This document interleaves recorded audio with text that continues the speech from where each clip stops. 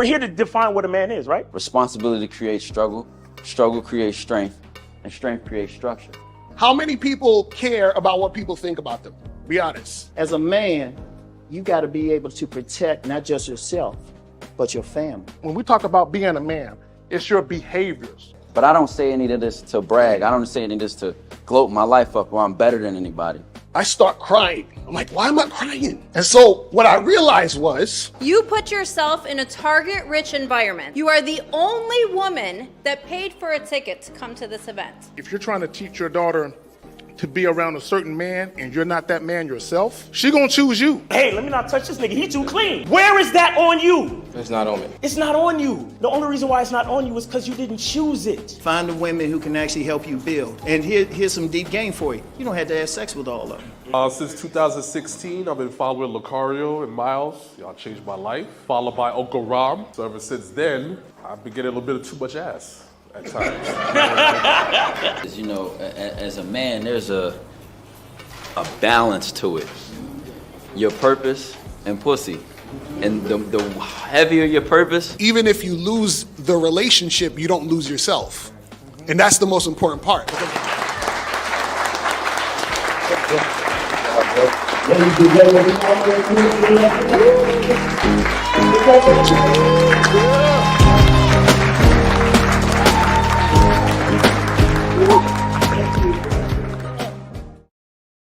Yeah, we here. What up? What's poppin'? It's your boy, Mr. Lucario, Miles Cunningham in the building. Miles, what's going on, man? Hey, man, what's going on? It's your boy, Miles Cunningham in the building, man. Shout out to Mr. Lucario. Shout out to the chat. Shout out to everybody. We got another Monday upon us. Glad to make it through the weekend, man. If you're still alive, you know, give somebody a high five. It's your boy, Miles Cunningham, telling y'all to be grateful, man. What's going on with you, Lucario? I'm chilling, man. Just out here, you know, doing what I do best. You know what I'm saying? And shout out to the Masculine Identity Soap. Make sure you guys get that shit ASAP. Pick that shit up and get it cracking. Pick it up and get it cracking. You feel what I'm saying? But shout out to everybody in the chat. Let me see who we got up in here. Shout out to, we start from the top real quick. Shout out to Aaron B, Drew, Fat John, and shout out to Unique 79 in the motherfucking building. Shout out to AJ Lindo, Milton. What's going on? Who else we got up in here? Shout out to Joe Blast in the motherfucking building. Shout out to my lady April MC in the motherfucking building. Shout out to Mark Cutts. What up, Real King? What's going on? Monogamous Player. Jared was good. Troy Scott, Mick Pro, Jay Rolling, June Sports, Olafemi, Real King. What's going on, man? Shout out to everybody up in here. Shout out to K-Son. What's going on? Zulu Hunk, True Savage in the building. GM, man. Shout out to everybody up in here getting cracking. So today, guys, today's show, we're going to be talking about, shout out to Rita is in the building. SSJ, we're going to be talking about how only losers get back with their ex. You know what I'm saying? We got to make it extreme for you guys so that you guys really get the point. Shout out to my dude, Quaslow Speaks in the building. Man, we going to do this real quick. Y'all already know how we got to do. We got to play these commercials. When we come back, we're about to get into this game. All right, let's go. Yo, what's going on? It's your boy, Mr. Lucario, the bad boy of the dating game. And you missed a lot of life-changing game if you weren't at the Game Kings 2, the definition of a man seminar in New York City. But don't worry, because right now you can get access to the entire Game Kings 2 seminar. All you got to do is click the link below. And in this seminar, you're going to learn heavy games, some heavy game from myself, Miles Cunningham, Rom Wills, Taekwondo, and Kerry K. Zaggin.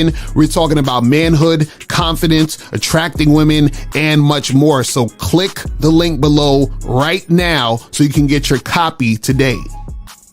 You still ain't getting women? Really? Come on, son. You need to go to badboymembership.com and step up your game. What's up, y'all? It's your boy, Mr. Lucario, the bad boy of the dating game. And I'm telling you that if you really want to attract beautiful women, you need to go to badboymembership.com. This is where you get 45 through 90-minute step-by-step dating advice tutorials every month. Just sign up, follow the advice, and you'll get the woman you want. Go to badboymembership.com. That's badboymembership.com. It's your boy, Mr. Locario, the bad boy of the dating game, and I want to tell you about my documentary, Game Kings, The Definition of Game, starring myself, the Boss Mac Topsoil, Rosebud, Ron Wills, Miles Cunningham, and much more. In this documentary, you're going to learn about confidence, manhood, attracting women, and the definition of the game. To get this documentary, go to MrLocario.com.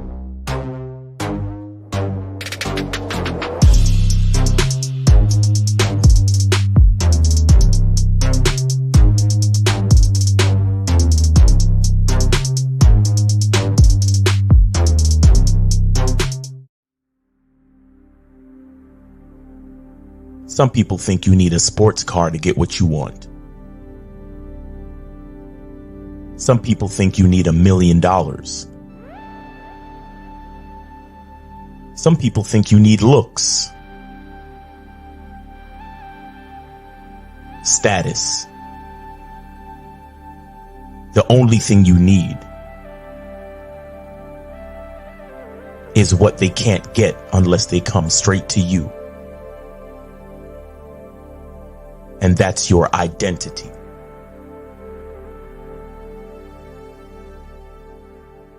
Join the Masculine Identity membership today.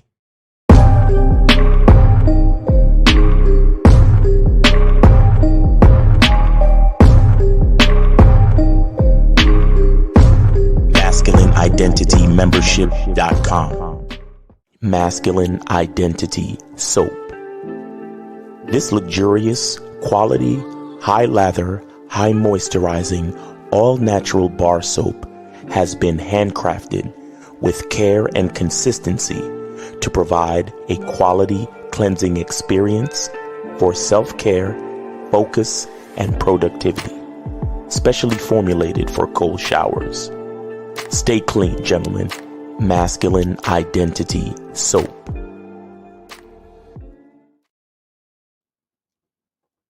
Yo, we here. We here. So, guys, you're going to call up. The calling number is 919-647-9392. 919-647-9392 is the number. You feel what I'm saying? Make sure you guys call that up. If you have a question, put a Q in the chat. You already know how it goes. And remember, donate $5 or up. And we checking the donations. So don't try no funny shit. You feel what I'm saying? Don't try no funny shit. We checking them. I can get on my joint right now, man. Yeah. But shout out to everybody, man. So today's topic, only losers try to get back with their ex and why you should never do it. Right now, this is the thing, right? A lot of times the reason why people want to get back with the ex, and you know, we're talking to you guys in here. Sometimes women want to get back with the ex, but we're talking to you guys. So a lot of reason why you guys want to get back with your ex, right? Is because what happens is that when you break up, a lot of times, there's a time where you're in this mode of, you know, you're sort of upset. You're mad at the fact that you're not together anymore. You know that you're gonna probably feel like, you know, you're gonna miss the chick because you had all these good times together at some point or whatever it was. You're not gonna be having sex with her, you understand, anymore as far as, you know, that goes and everything. But what happens is that one of the reasons why you want to get back with her is because you actually have a scarcity mentality and you actually think that you're not going to be able to get a better situation, right? And so you want to get back into the situation because you don't actually see anything being better than the situation that you had. Also, you're attached to what the situation was, right? So what happens is, right, that's one of the biggest things. This is like the motherfuckers is attached to the bullshit that happened. So you're thinking about all of the good things, but remember, you broke up. So there's a reason why you guys are not together. There's a reason why you broke up. And so sometimes you forget those reasons and you look at all the good things and you want to keep the shit going. Now, this is the thing. You got to move forward and stop trying to move back, right? And a lot of people are scared to move forward because moving forward means there's change that's going to happen. You understand what I'm saying? And people are scared of change, right? Now, one of the reasons why people jump in and jump back out of relationships, you ever hear people say, oh, I've been seeing this chick on and off for a while, like, or yeah, me and my girl, we've been rocking for like 6 years, 7 years on and off, right? So what happens is that Most people jump into relationships quickly. They don't vet the chick or whatever. They just jump into a relationship. They meet a girl. They make her the girlfriend in 2.5 months, right? And then they break up, like, let's say 7 months down the line. They get back together. They're there for another year. They break up again, and then they go through this back and forth. So they just, getting back and forth and doing all that nonsense, right? See, one of the things you have to understand is this. When you vet a chick, right, and you're making sure this chick is equipped to be your girl, right? Then you make her your girlfriend. If you're in the relationship, let's say you vetted her for like 1.5 years and then she becomes your girlfriend, right? Let's say y'all been together for like 9 years, 10 years. Let's just say like something that long, right? A lot of times what happens is, and this is the reason why you shouldn't get back with your ex, is because this is what you actually should do before you break up. Let me explain. Before you break up with your chick, you actually should be trying to make the shit work. Let me say that again. Before you break up with your girl, you actually should be trying to make it work. And what I mean by that is this, is that you should be seeing ways to say, okay, shit isn't right now in the relationship. How can we get this relationship on track to make shit better? Right? Then you should try that. And then you try that, and then the shit's still not working. And then you say, you know what, damn, maybe that didn't work. What is something else we can do to make this shit work? Then you try that. And then you're like, damn, this shit ain't working either. And then you say, okay, what else can we fucking do to make this shit work? And then you try that. And then it doesn't work. And then that's when you break up. Because you've actually tried to make it work. But see, what happens is that when people rush into relationships, they get out of relationships quickly without trying because they didn't even try to actually make the relationship work to get into it in the first place. So what I mean by that is when people don't vet and take their time to get into a relationship, it's easy for them to get out of the relationship, and then it's easy for them to jump back into the relationship. See, you shouldn't be jumping in and out of relationships like that. See, what happens is that you should be slow to get into a relationship and slow to get out of a relationship. You see what I'm saying? But a lot of people jump into the relationships and then they jump out of the relationships really quick. And then this is why you have we've been in and out of, back and forth for 6 years, in and out of relationships for 6 years. And that's because you jumped in and jumped out in that manner.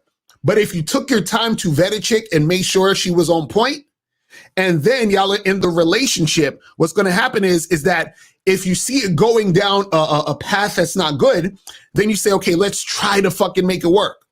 And then after you tried multiple times to make the shit fucking work, then you say, listen, this shit ain't working. And then you move on. You see what I'm saying? Because if you try to make it work multiple times in the relationship, and then you move on after that, there will be no reason to get back with your ex because you've already tried the shit so many times at the end of the relationship to make it work. So this shit ain't fucking working because we tried. We done did it already. So the problem is that when you have the mentality of just rushing into a situation, right? What happens is you have the same mentality of just dropping the situation because you didn't actually put in any effort to get into it. So you don't put in any effort to keep it. And this is the crazy part about relationships people got to understand is that it could actually be very traumatic to break up in a relationship because you've invested so much time and energy. You understand? So on the subconscious level, it could be very traumatic. So the thing is, you don't want to just be jumping in and out of relationships because what happens is that when you're in those situations and you invest time and energy and all this other stuff, and you just break up and it's like, fuck, you keep getting in relationships, breaking up, getting in relationships, breaking up. You understand what I'm saying? That can take a toll on you in a lot of situations. So you don't want to keep doing that. So this is why you want to vet, make sure everything is cool, try to make the relationship work if it's rocky, and then if it doesn't, then you can break up. But after that point, it makes no sense to try to fucking get back into a fucking situation that's not going to work. But Miles, what's your thoughts on that? Never get back with your ex. That's pretty much my thoughts on that. That's it. I mean, I had like a really long relationship. It was like a 18-year relationship, and there was a lot of like leaving and getting back. Right. And it's like, you realize at a certain point that all that shit is a fucking mistake. You know, you need to leave room for a new chick. You need to leave room for new people. Right. You need to leave room for new experiences. You gotta grow as a person. You know what I'm saying? You really have to grow as a person. And I think that's the most important thing that a lot of people don't really realize when it comes to relationships. Is like if you're not growing, like if you stick with the same person, you're not really growing. Like what's the point of going backwards? Right. You understand? Look, it's lazy. It seems easy because it's familiar. Right. You understand what I'm saying? I mean, look, if y'all want to be fuck buddies, maybe. But to try to get back into a full-fledged relationship or to try to make some type of shit work, it's like, think about it. Lakari, you say shit like this all the time, where it's like, because you're trying to do it, it's subconsciously you're telling yourself that it's not happening. Right. It's the same thing with trying to get back with your ex or trying to make something work. It's like in your brain is literally, your brain knows the truth, but you're the one that's stuck in the lie because you're trying to make it work. And if you're trying to make it work, then obviously shit not working. Exactly. Like, see, and you know what the sad part is too? Because, and I say this too a lot, and this is a philosophy that came in from a caller, but I use it a lot. I forgot his name was, I think his name was Jamal or Jay from Chicago or something like that. Shout out to him. But he said a lot of people are looking for acceptance instead of compatibility. Right. And when he said that shit, that was like one of the greatest gems because it's really the truth. Think about all the people that try to make relationship works for the sake of family and friends. You know, because your family, you've been with this person for so long. You've been with her 5 years, 10 years, whatever. You've been with this person for so fucking long. It's like your family is used to that person being at the family events. They're coming over for Christmas, coming over for all this shit. And your friends is used to, if we going out or if we going on a trip or if we going to the movies, you bring her along. Oh, what's her name doing? Everybody asking you, how's what's her name doing? So you feel this kind of like you owe it to your family and friends to bring her along because she was always such a welcomed addition to the festivities or whatever it is, whatever you want to call it. Right. So you feel this pressure like, man, I kind of need to make this relationship work because, you know, that's a lot of friendships that are going to be missing, or that's a lot of situations that are going to change now. And people are going to ask me what I did, what happened with this person, what happened with that person. I'm going to have to answer awkward questions. Like, you got some people who are more afraid of the awkward, like, interviews than they are afraid of being in a fucked up relationship. Right. You know what I'm saying? Like, they're afraid of the hit to their ego. They're afraid of the acceptance of the family and friends. And guys, we got the phone lines up. Y'all could call in 919-647-9392. But they're more invested in the acceptance of their family and friends in reference to that person more than they are actually finding somebody who's fucking compatible with them. Exactly. Because just because they cool with your family don't mean that they're compatible with you. Just because they cool with your friends don't mean that they're compatible with you. You understand? But so many of us, we fall into it's like, if you're in a relationship for convenience, I think you're in a relationship for the wrong thing. Right. Some people, they get into a relationship for convenience and then they fall into they stay. And what I mean is they stay in a relationship out of convenience. Because convenience, if you break down convenience, is also a certain level of acceptance, right? Where you accept things because they're easy. Right. You understand? But you don't actually, it's easy, but it doesn't really speak to your identity. You get what I'm saying? It's like, for example, a lot of people have been asking me, Miles, are you going to make liquid soap? Right. And my answer to that question is, nah, I'm not going to make liquid soap. I like bar soap. I use bar soap. And so here's my perspective on that. A lot of people like liquid soap because liquid soap it's easier to lather liquid soap. Right, exactly. With bar soap, you got to actually grab the bar of soap and like rub it on your hands or rub it on your wash rag or rub it on your loofah, whatever you got. So niggas want liquid soap because it's easy. You get what I'm saying? And I'm like, that doesn't speak to my identity. Right. what speaks to my identity is using bar soap. What speaks to my identity is the fucking, the friction of creating the lather on my own. You get what I'm saying? Right. So even though having liquid soap is easier, I'm not gonna do it. I'm gonna keep doing what you might think it's hard, but it's compatible with me though. It makes sense for the person that I am. And that's what a lot of people don't consider when it comes to like trying to get back with the ex. They're trying to maintain some type of familiarity, some type of convenience, but they don't even realize that it's been 5 years. It's been 10 years. Right. Bro, you've grown. Right. You've grown into a whole different person. See, here's the thing about compatibility. You got breakdown percentages too. Because you could meet somebody at a certain age and you have a level of compatibility where you're like, let's just say you're 60% compatible based on the person that you are now, the level of life that you're at now. But let's just say, but that's only 60% compatible. There's 40% of incompatibility that you let slide because you wanted to get some pussy. You wanted to get up in a relationship. Right. That's a fact. So you weren't 100% compatible. Let's be clear. Y'all wasn't 100% compatible. You knew that bitch had a slick mouth. You knew she was a little disrespectful. You knew she had daddy issues, and there were times where she could, say some shit at the side of her fucking mouth, but you let it slide because you wanted to fuck and you wanted to get into a relationship, right? Okay. Right. Exactly.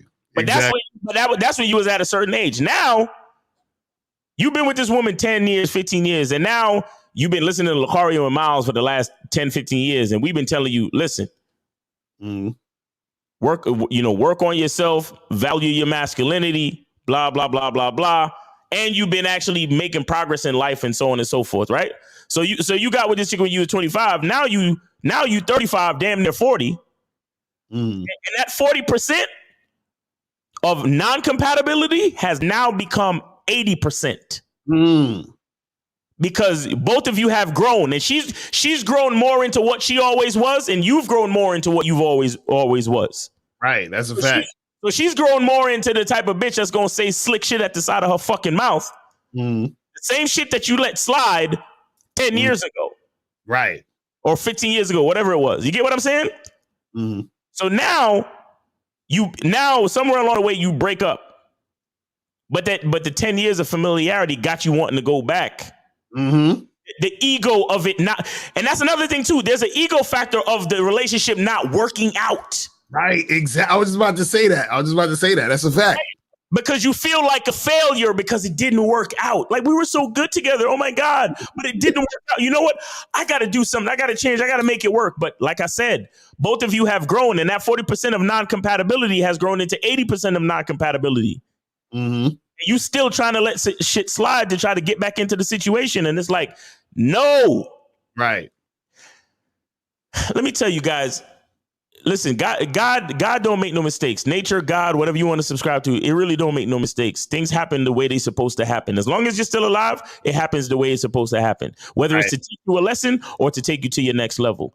And I kid you the fuck not. Every time I've ever broken up with a bitch, I've always leveled up. That's a fact. And not because I wasn't focusing on my purpose while I was with her or anything like that.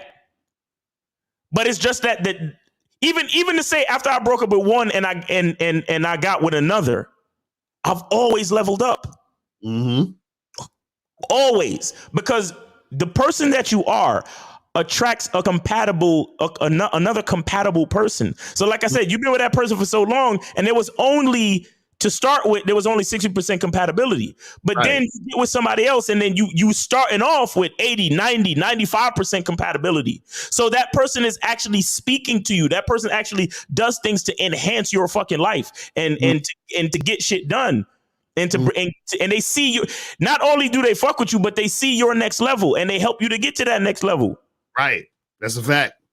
And the reason why they can help you is because you see your next level so clearly, and you can convey that to them, and they see it and they want to be a part of it. I'm telling you, every time I've ever let a woman go, I've leveled up. That's real shit. And see, the thing is, you guys got to understand, guys, call it 919-647-9392, 919-647-9392. The thing you got to understand is this: see, one of the things, and I like that you brought that up with the ego and people like, oh, I failed and this messed up or whatever it is like that, right? The issue is this: most people get into relationships.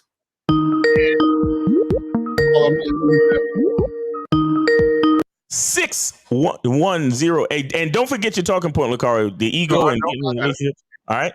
610. You on live with Lucario and Miles. Did you donate? All right. He's like, shit, I didn't donate. He probably just cut off. But now I was gonna say this. I was gonna say, like, what happens is a lot of people think that relationships lasting till the end of time or whenever you die, you understand? That means that the relationship is a success. You understand? That doesn't necessarily mean that. See, what makes a relationship a success is how successful it was within the relationship. Right. Meaning, how beneficial was it while you were in the relationship? What are the things that you learned? What are the things that you benefited out of that relationship? And then, it ends when it ends.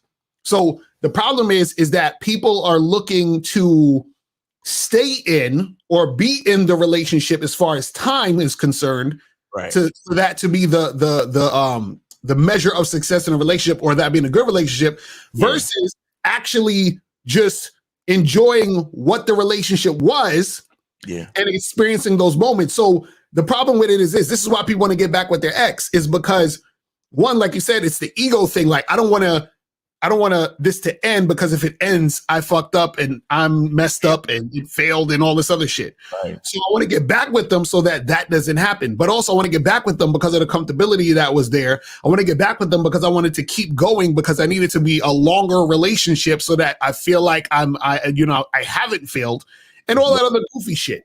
But also, like what you were saying with leveling up, is this: what happens is sometimes you're in a relationship with a person that you're not really compatible with. Just like you were saying, there's 40% that's not compatible. Then as you grow, that turns to 80%. So you're really in a relationship with a person that you are not compatible with. But what happens is this: because you're so comfortable in the relationship, right? You can't see, or you're not aware that there's better. You're not aware that there's actually something better for you in the situation. So because you're so caught up in this, and this becomes your norm. So it's almost like, and this is the scary part. The reason why, even if your relationship isn't good and there's not compatibility, you're scared to leave sometimes because you think there's nothing else out there for you, because you're judging everything else based off of what you're in right now. Exactly. And so this is why when you leave the relationship or y'all break up, you want to jump back in, because you're like, well, I would rather get or be with the person I'm used to, even though it sucks, than to find a new person who it's going to suck with, because you think it's going to suck regardless, because having sucky relationships is your norm. Exactly. You see what I'm saying? But if you would just move on, then you would find something better than what you had, so that your perspective can change, so you're not stuck in that fucking relationship that you're trying to get back into. A lot of times when you say, I want to get back with my ex, imagine you're literally saying, I want to get back into a situation that doesn't serve me. Oh my God. Why would I want to get back into a relationship or a situation that doesn't serve me? Doesn't make any sense. Dumb as shit. I swear, like, and guys, I want y'all to understand this and understand why that we're not YouTubers. Right. We're probably the only thing close to what they call dating coaches that will actually say this shit. Go check every other fucking dating coach YouTuber motherfucker's channel and see if he don't got a video talking about how to get back with your old bitch. Right, exactly. All these motherfuckers, and the reason why is because so many people are in crappy fucking relationships who are breaking up, getting back together, breaking up, getting back together, and there's a huge fucking market for that shit. Right. So they do videos like that telling you, 6 ways to get your ex back. Right. Buy my book. I have a whole chapter about how to get back with that girl that got away. The one that got away. Get my video, 12 strategies for you to win her back. The fuck? That's how you know that we different. I like we giving you the fucking real shit. Like, no, she's your ex for a fucking reason. Let me tell y'all something, man. There are some relationships you're gonna get into. Their only purpose is to teach you what not to do. That's a fact. That's real shit. That's real shit. That's real shit. You gonna get with a bitch for a couple months, couple weeks. Some shit is gonna be crazy. Some shit's gonna be fucking up. And you're gonna be like, yo, I can't take this bitch. You know what? Fuck all this. And then you fire the bitch. And then it was only God nature, whatever, was only showing you. You see, this is something that I need you to see for the future you to understand what you don't like and what you're not gonna deal with from these hoes. Exactly. That's a fact. You know what I'm saying? It's crazy, man. Yo. Let me tell you, the man that I am today, going back with any bitch makes no fucking sense, bro, at all. At all. I tried it the other day, man. I had something fizzle out. It fizzled out. Right. And I knew it wasn't good. The sex was good, but I knew it wasn't good overall. And it fizzled out. And I was like, I could get it back if I want. Right. You know what I'm saying? I was like, you know what? Fuck that. The pussy was good. Let me go back.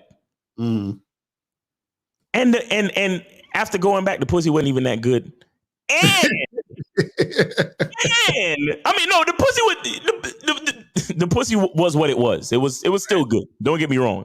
But just knowing what I know, right? It wasn't the same. It wasn't the same. You get me? But what happened? I don't want to get in no details. But what happened? You know when you're walking this way and then a bitch start walking the other way? And then you look at her like, bitch, did I tell you to walk that way? but she keeps walking. And that's when I knew. I was like, see, I knew I shouldn't even call this bitch back. I should have just let it die out like it did. Exactly. And then the next thing, same shit happened at hey, let me know you get home safe, blah, blah, blah, blah, da, da, da, da. And I was like, yeah, I'll hit you up sometime next week, blah, blah, blah. And then it just fizzled out. You know what's funny? It's always it's the funny part. It's always this, like, I don't know what to call it, but there's always that moment when you're dealing with a certain chick that you realize you shouldn't be dealing with her. You're like, it's that thing right there.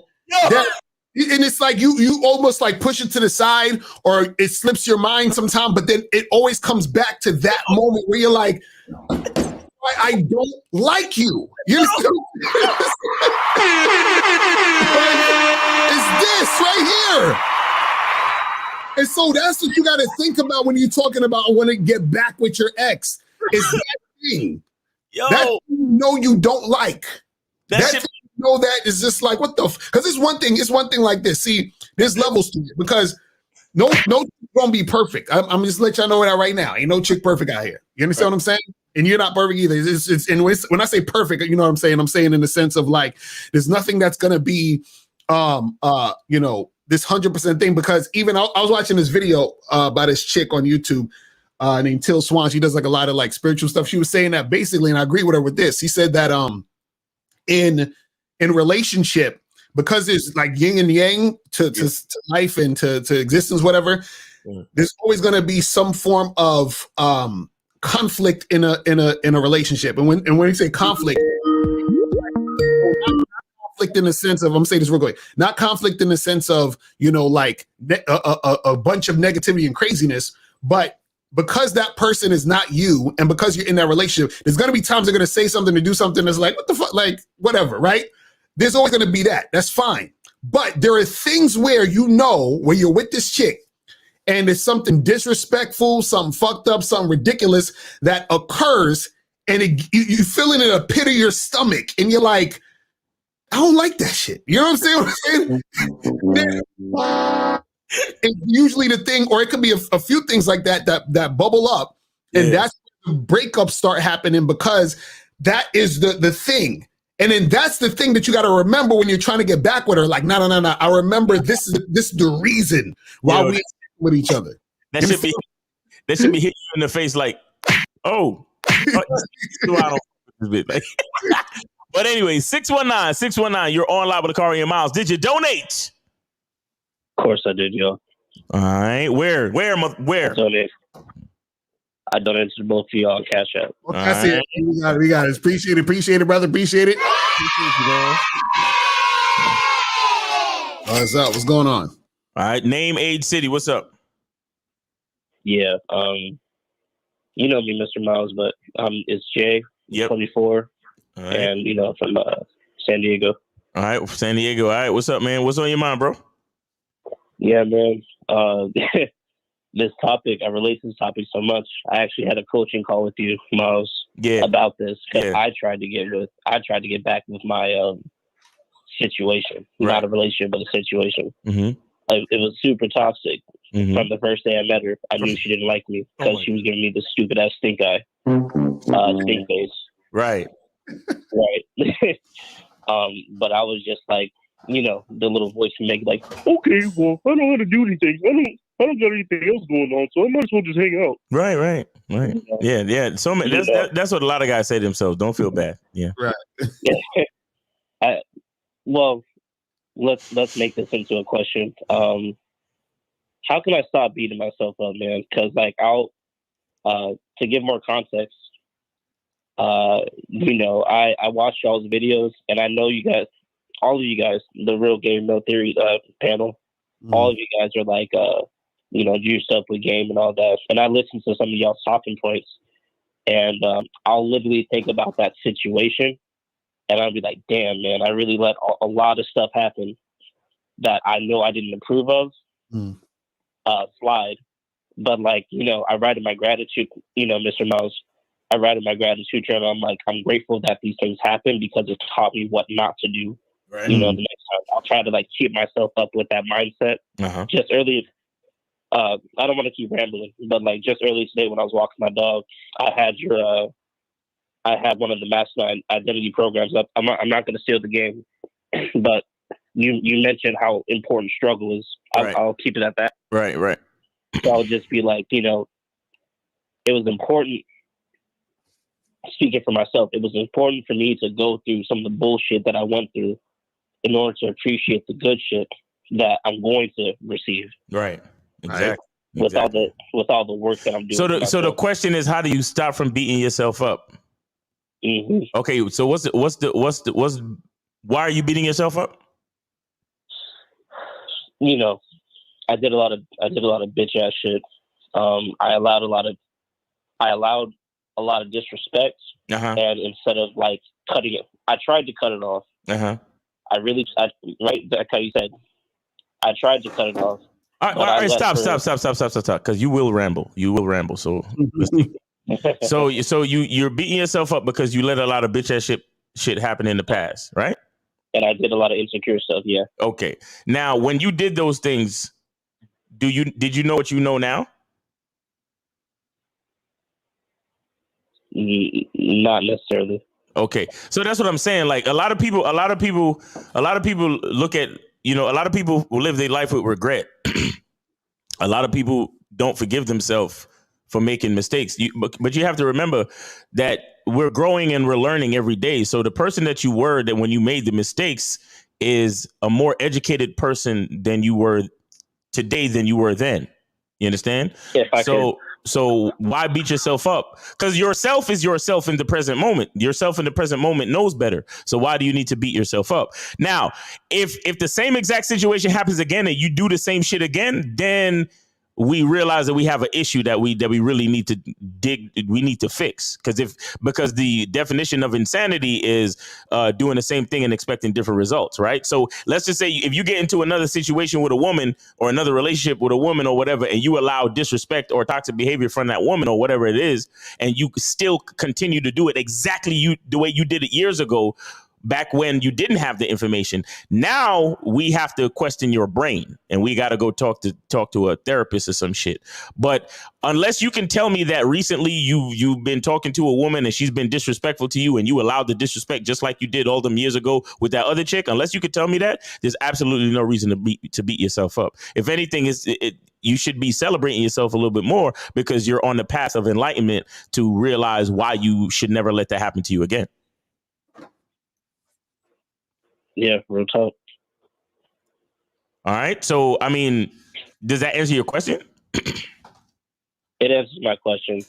Again, I don't want to ramble, but you know, I did talk to you about this before, so I did have previous knowledge about said person. But you can't. A lot of disservices I did to myself was hopping into them coaching calls with you, and you gave some great game. You know, hopping into some coaching calls with you, lying to you and myself, saying that, you know, I broke up with this girl, I'm on to the next. And then the next day she'll call and I'll be like, all right, let's go. Exactly. So that's what I'm saying. Like, you know, so all right, where are you at now? Where are you at now? Like mentally? Yeah, well, you mentally, but situationally as well. Where you at now? You dealing with anybody right now? Is that girl still in the picture? Like, what's going on now? Oh, no. She's gone. And that's the honest truth. She's gone. Okay. Are you dealing with anybody else right now? No. Okay. When was the last time you took yourself out to meet people? Yesterday. Okay. How did that go? It was cool. I was mainly focused on, you know, walk, because we got this thing called Mission Beach. You know, I was walking the pier with my dog and shit. People love dogs and shit. They kept stalking me and stuff. I was talking to people. I was mainly just focused on just becoming more of a people person, like how I always wanted to be. Right. Just like starting a conversation with people. So I'd say it went well. I walked my dog, I got my exercise in, and I spoke to people. Okay.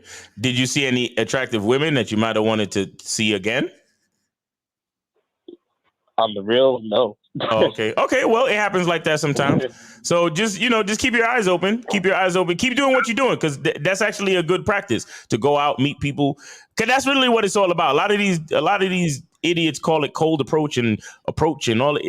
We're just meeting people. You understand? Right. We're just meeting people. You understand? So keep doing that, bro. You know, one day you going, or maybe soon you going, because this shit is warming up now. So you're gonna see an attractive female. She gonna come pet your dog, and then you'll be like, "Yo, I'm trying to get you to pet my hot dog." You feel me? So, so you know, just keep your eyes open. Stay social. Stay positive, bro. Stop beating yourself up. Like I said, forgive yourself, because the person that you were when you made the mistake is not the same person that you are today. What's up? All right. Thank you. All right, bro. Appreciate you, man. Thanks for calling in. Of course. Y'all have a good one. All right, you too, bro. All right. This was up. Yeah, guys, call in 919-647-9392. 919-647-9392. Look, call in if you have a reason, if you have a good reason to get back with your ex. I know, right? For real. Because I would love to hear that shit. I would love to hear it. You know what I'm saying? I would love to hear that shit. Let's get some of these questions real quick as we're waiting for some calls. So just to be clear, are you saying women only make it super obvious that they want you to give them play only when you know who you are? Well, this is the thing. Remember, how can you know it's super obvious that she wants to give you play unless you let her know what it is that you require for her to give you play? And how do you know what it is you require for her to give you play unless you know who you are? Yeah. You see what I'm saying? So basically what it was saying is you need to know who you are to let the chick know what you want. And then when you let her know what you want, then what happens is she can give you that thing you're saying you want. You understand what I'm saying? It's just like, for example, I love to use a McDonald's example. If I want a Big Mac and I walk into a McDonald's, right? Because I know that I want this Big Mac, right? Therefore, I go into McDonald's and I say, hey, let me get a Big Mac. And then because I said, let me get a Big Mac, I give them the money and then they give me the Big Mac, right? So I said what I want and then it was super obvious to them what I wanted. So they gave it to me. You know what I'm saying? So if I'm telling a chick, listen, I'm trying to fuck the shit out of you. And she's like, oh, really? And then she says, cool, I want your dick too. And then she gives me the pussy. It's the same fucking thing, man. That's what we're talking about. But if you don't know who you are, then you don't know what you want. If you don't know what you want, you can't let the chick know what it is, then you can't get it. Exactly. It's real simple. It's real simple, people. So if a girl tongue kisses you but doesn't want to smash on the first date, Is that still high interest? No. See, you guys have to understand. High interest means that is the highest interest, which means that whatever the fuck what you want to do, she's trying to do. You see what I'm saying? I bet you Leak didn't let her know that he was trying to smash. So that's the thing. Yeah, like exactly. He just kissed her and then was like, "Oh, I'll see you later." And then, you know what it is? A lot of times y'all be waiting for chicks to do the work for you. Right. Now, there are times where women will be that forward, but a lot of times they won't. A lot of times they're still waiting for you to take the lead and make the shit happen. Right. You see what I'm saying? So you still have to let her know, hey, listen, I'm trying to do this and get this shit cracking. So let's go and make it happen. But the thing is that if, you know, she's kissing you but doesn't want to smash, right? That means that there's not high interest. Because listen, a chick kissing don't mean nothing. Chicks will kiss their girl best friends on the mouth. That don't mean nothing. You understand what I'm saying? Chicks will kiss dogs on the mouth. Right. You know what I'm saying? So especially from white chicks. Right. It says, do you think it's mostly ego because they don't want someone to be better than them? Another male in the mind of the femme, it doesn't matter what the female thinks. Well, the thing is, yeah, a lot of times, again, it's the ego shit. Dudes thinking about, you know, the chick they're with being with somebody else or all this other extra shit, which is basically nonsense. You understand what I'm saying? It's all nonsense. And a lot of times, this is what happens. Sometimes, see, you got to learn how to separate your feelings from what actually needs to be done. That's the hard part for a lot of people. You know what I'm saying? Meaning that if you were with this person, right? Of course, there was part of you that had feelings for them. You loved them or whatever it is like that, which is why you was with them and y'all were with each other for that long. But at the same time, there's that other side as to the reason why you broke up, the reason why you're not together. So sometimes what happens is that you start getting in your feelings because you're thinking of all of the things you liked about the situation while you're not with the person anymore. Y'all broke up. So now that's what makes you want to get back with the person. But you have to say, even though I'm feeling this way because I'm thinking of these things, I still know that there's a reason why we broke up, which is why I shouldn't even be thinking about trying to get back with this situation. You see what I'm saying? But this is why the non-compatible shit. But let's go. We can take this call. 619, you're on with Lucario and Miles. Did you donate? Hey, it's Jay again. Oh, what's up, man? Nah, I just wanted to because you mentioned rambling, and I hate rambling too, and I just want to know ways to just stop. To stop rambling? Yeah, I just want my whole life, man. I just wanted to. The man that I'm working on becoming is clear, right? Black and white, how you say, Miles, clear cut and to the point. And I want to be someone who shoots straight. I want someone to understand what I'm saying exactly when I say it the first time. I don't need to give all this extra information out. It's like what you said, Miles, diarrhea of the mouth. Diarrhea of the mouth. You're doing it right now. So wait, so this bro, it's okay. Okay. Again, I'm gonna use McDonald's again. Do you ramble at the counter at McDonald's? Sing it with the McDonald's. No, I don't.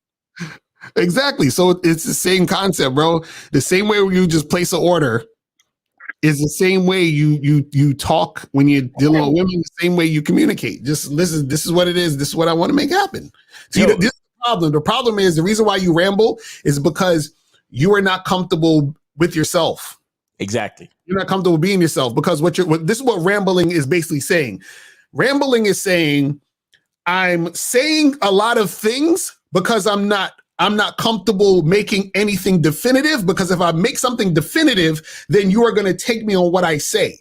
And I'm scared of you taking me on what I say because you may not like what I say.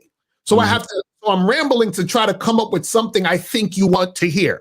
That's what rambling is about.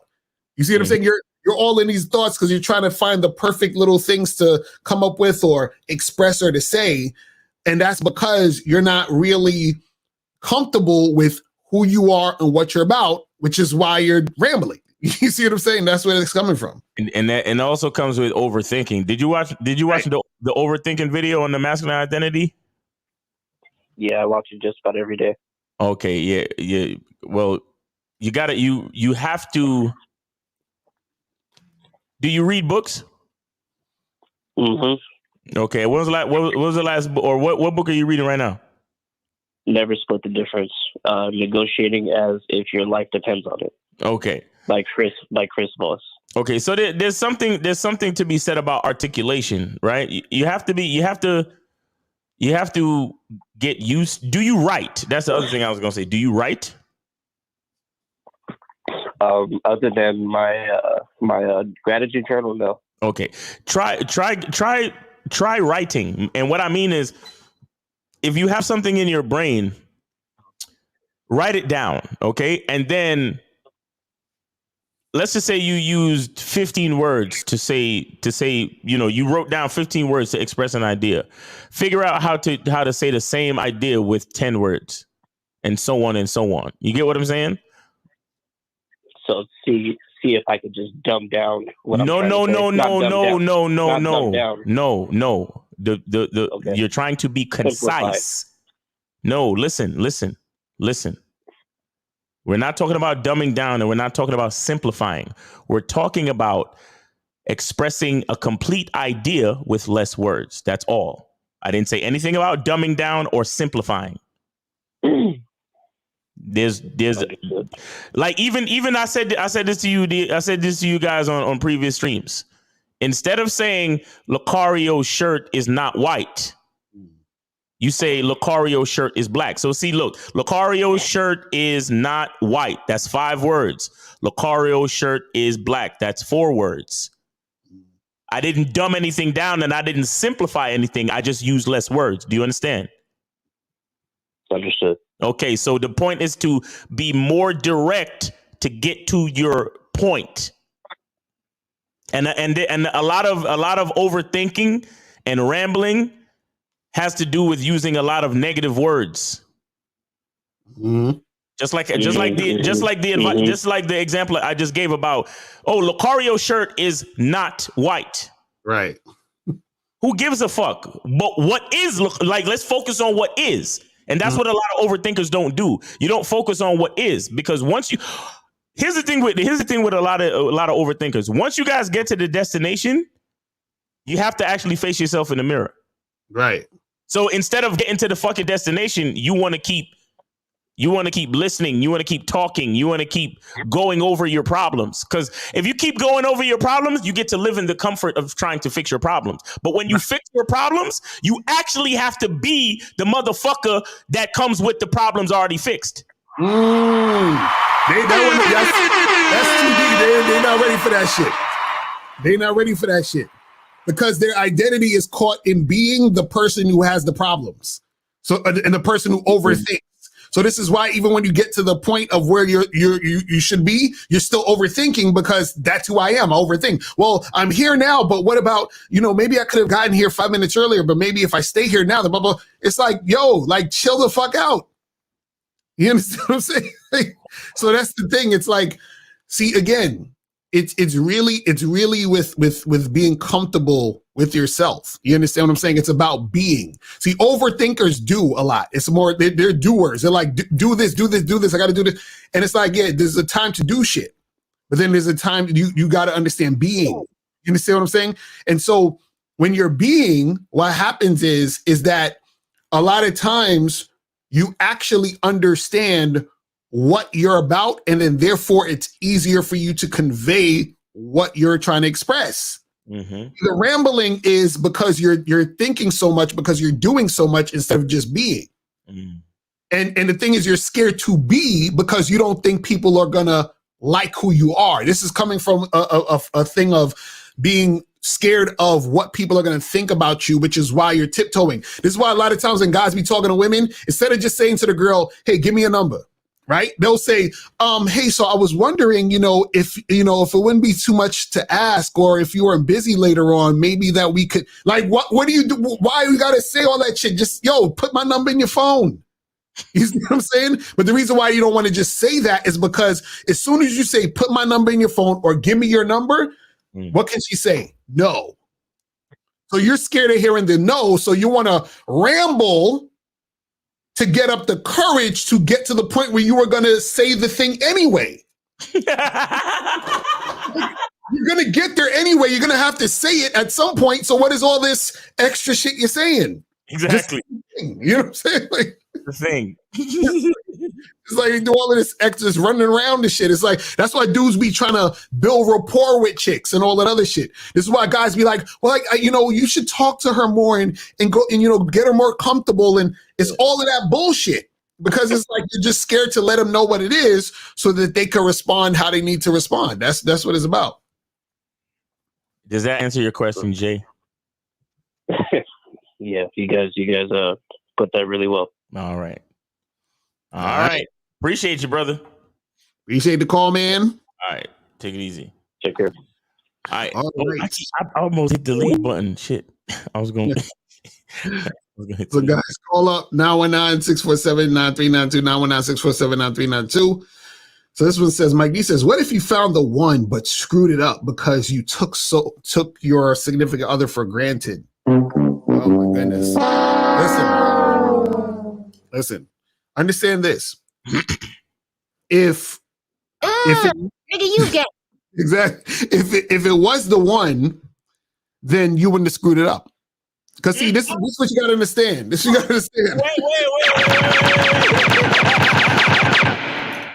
is what niggas don't understand. See, understand that in order for her to be the one, you have to be the one too. Meaning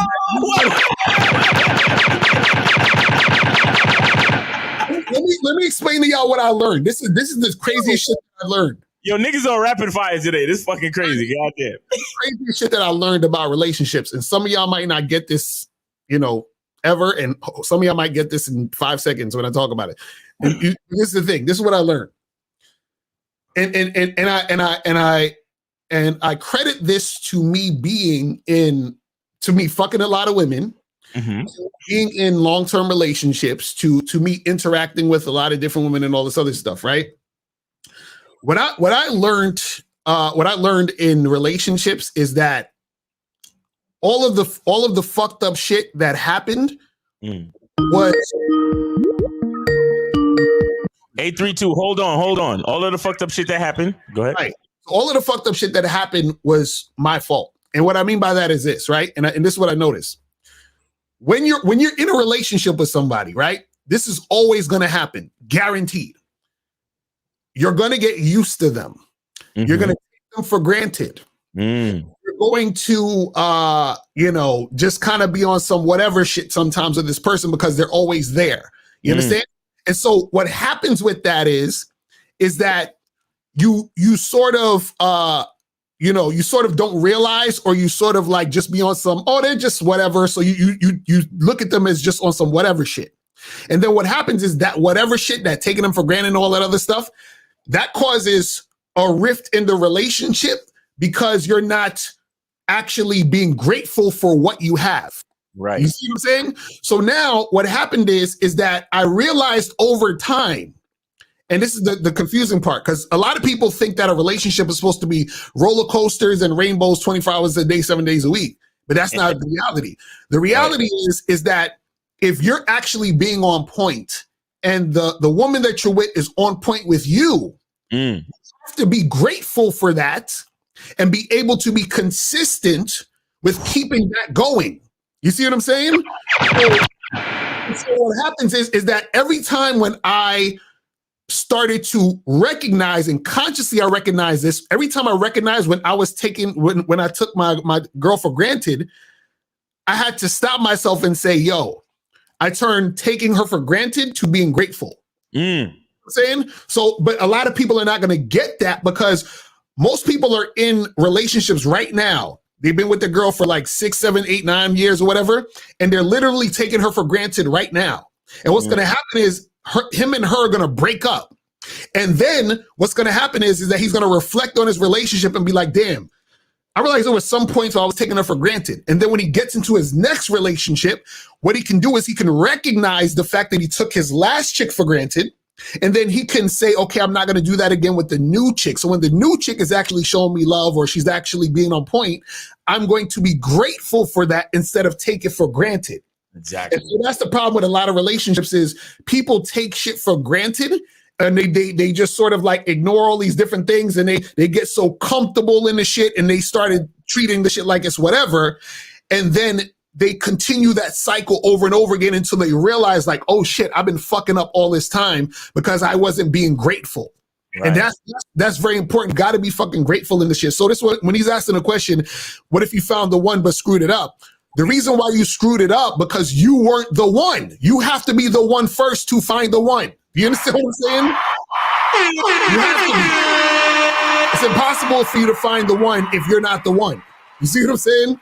Because you have to be that person that's grateful in order to experience that person who is the one because you are the one also. That's what it is. We go with the call. All right. Keep that. That's a clippable joint right there. Exactly. That's a fact. 83283. The video could be why relationships be fucking up. Okay. Exactly. 832. You're on live with Lucario Miles. Did you donate? Yes, sir. Yes, sir. Definitely donated, guys. All right. Where? The Miles Cunningham is the $8, man. And everybody's right. man. Chip it. All right. What's going on? I see it, man. I appreciate you, man. Thank you, man. We appreciate you, man. So name age, city, and let's go. Yeah. It's Jay, age 32, Houston. Right. Now it's a good subject, good title, man. And I was just wondering, you feel like guys go back to the exit because they don't want to put that work in, knowing that the dating, because I always hear people say, man, the dating pool got pee in it. Yeah. And I feel like I hear girls say that, guys say that, and I guess they won't go back in that work, getting them streets, talking to girls, getting rejected, getting bullshitted.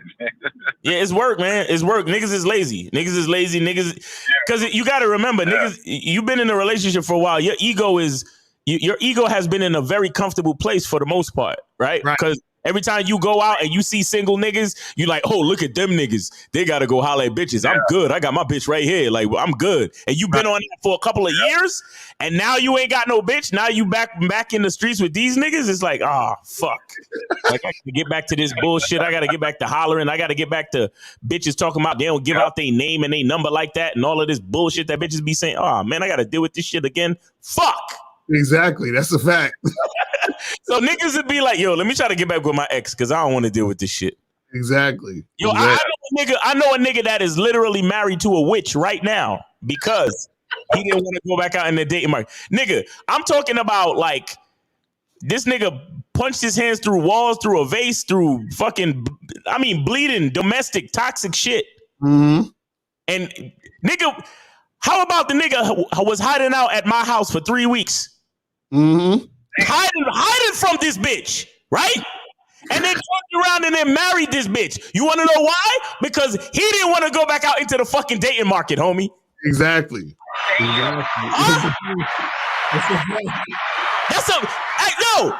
That's verified. That's a true story. When I say that's a true story, that is a ask Lucario. That's a true fucking story.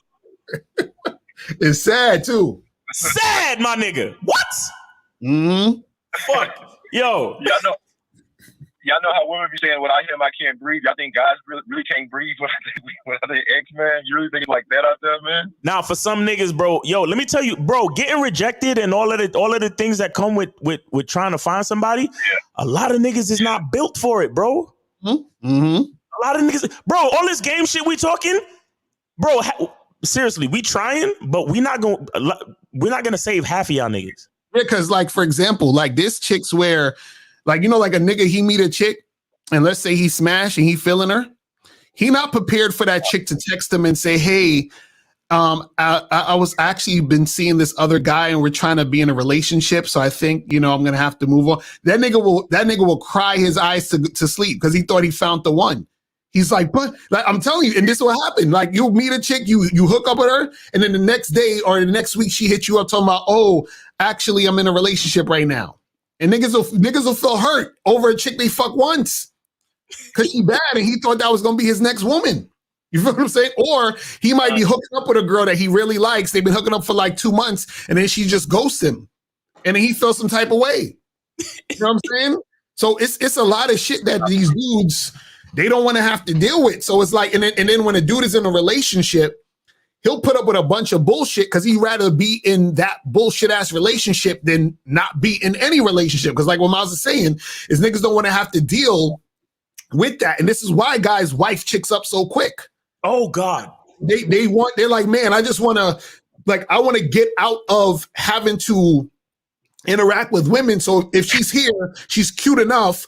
I want to, we fucking, so I might as well make her my girl. I might as well, but it's only been 3 weeks. Nah, fuck all that. I'm locking her down now. But bro, it's been only 3 weeks. You don't even know if y'all compatible. Nah, we compatible enough, man. I'm gonna lock her down. Niggas is that afraid of the fucking dating world, bro. They're that afraid of the dating pool or whatever you called it. Talking about they got pee in it. It's tough. It's tough, but that's what, see, it's going through all those trials and tribulations that make you the strong person in a relationship. Exactly. That's what makes you a well-adjusted person to conduct a healthy relationship. And being the leader of a relationship, that's what it requires. It requires all of those fucking rejections. It requires all these crazy stupid ass bitches that you got to go on dates with, that you got to go and meet, and you got to talk to them just for them to say some dumb shit and for you to walk away from them like, all right, bitch, never mind. Have a good day. Right. Yeah. You understand? They friends cock blocking. Like, you got to go through all of those experiences, make you a stronger man and a stronger person. So when you do find a woman who's compatible, you can leave that fucking relationship like the king that you are.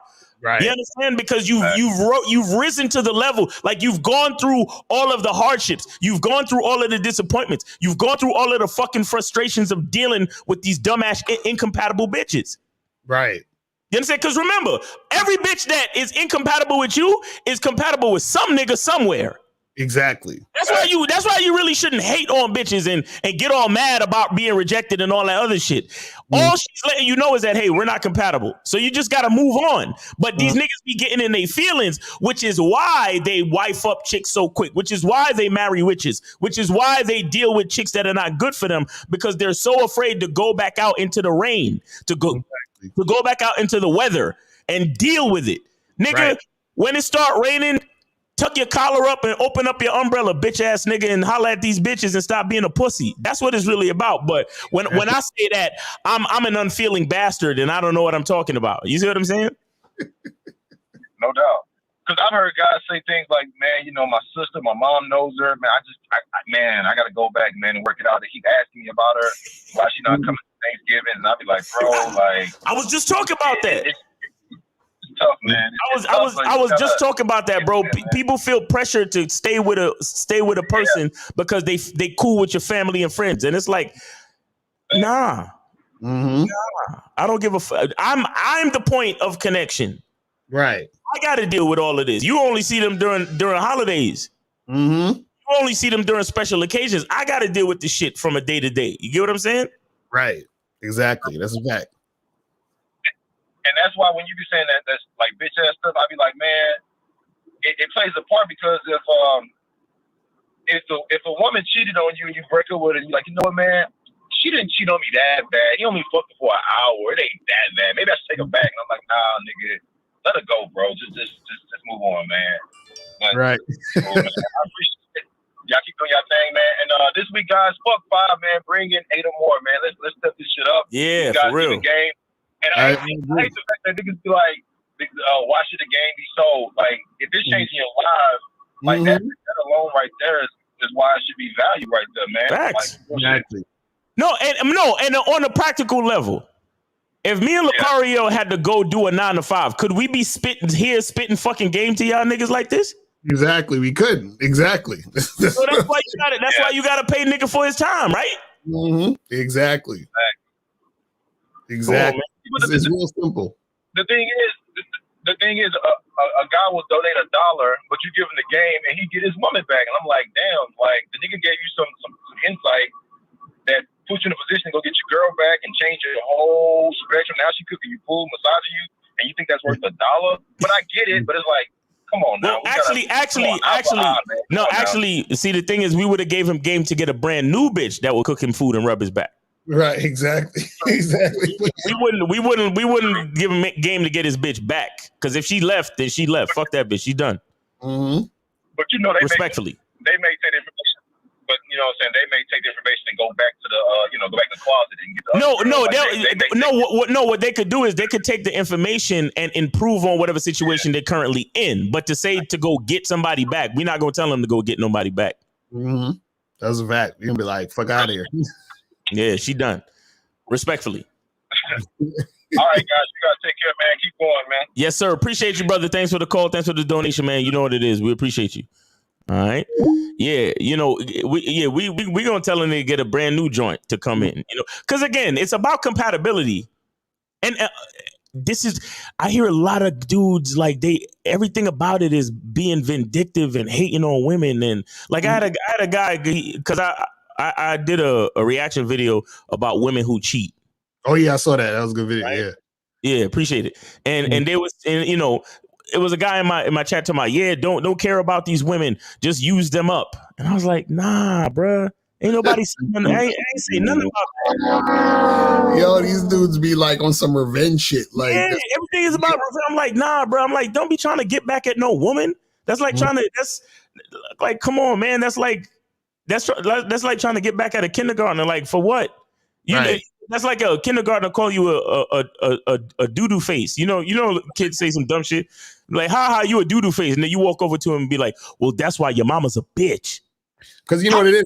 A lot of them want women to hurt because they're hurt. Like, so it's like, it's one of things like, you can't, like, it's funny because people got to think, man, you can't want fucked up shit for someone else and for you to feel good, because then it's almost like you want fucked up shit for yourself too. Because you can't, like, it's almost like if I want my life to be on point, you feel what I'm saying? If I want my life to be the shit, if I want to be happy, I can't then be like, well, fuck that other motherfucker and fuck that bitch, and I hope she fucking die in a ditch somewhere. Like, you can't have that negativity, because if you want something good for you, how the hell you want something bad for somebody else? That don't make no sense.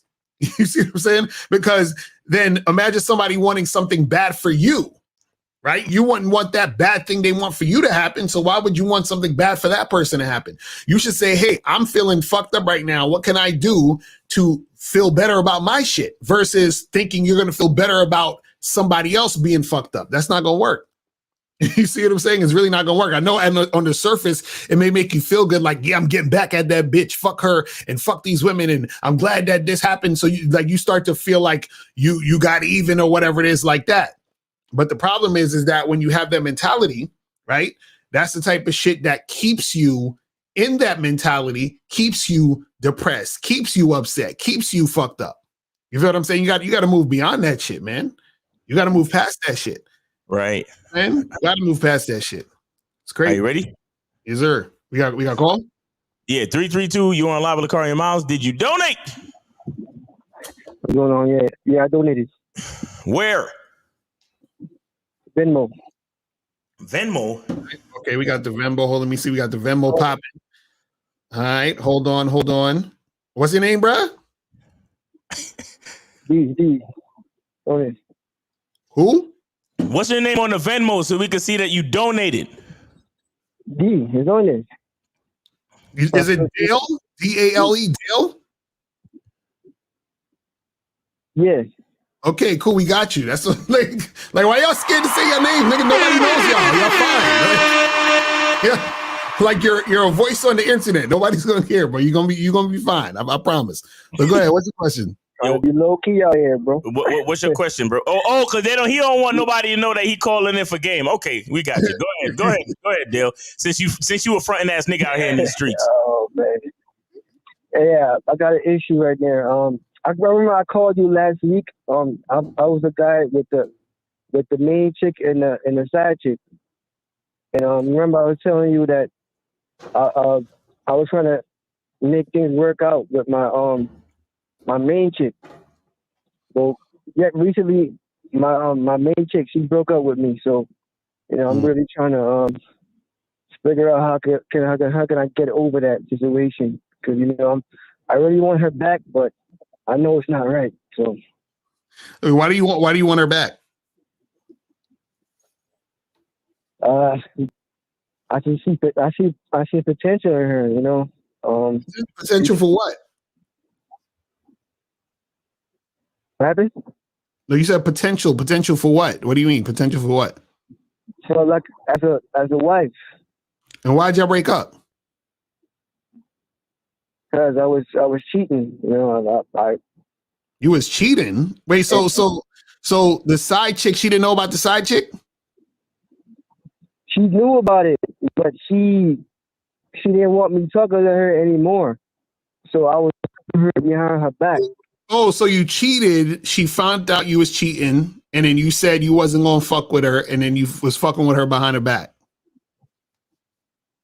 Yeah, but the time that I wasn't fucking with the side chick, I was trying to make it work for her, but she was like, she stepped back a little bit. Like, I guess she wasn't trying to give me sex like that. She couldn't really get over the situation that, I cheated.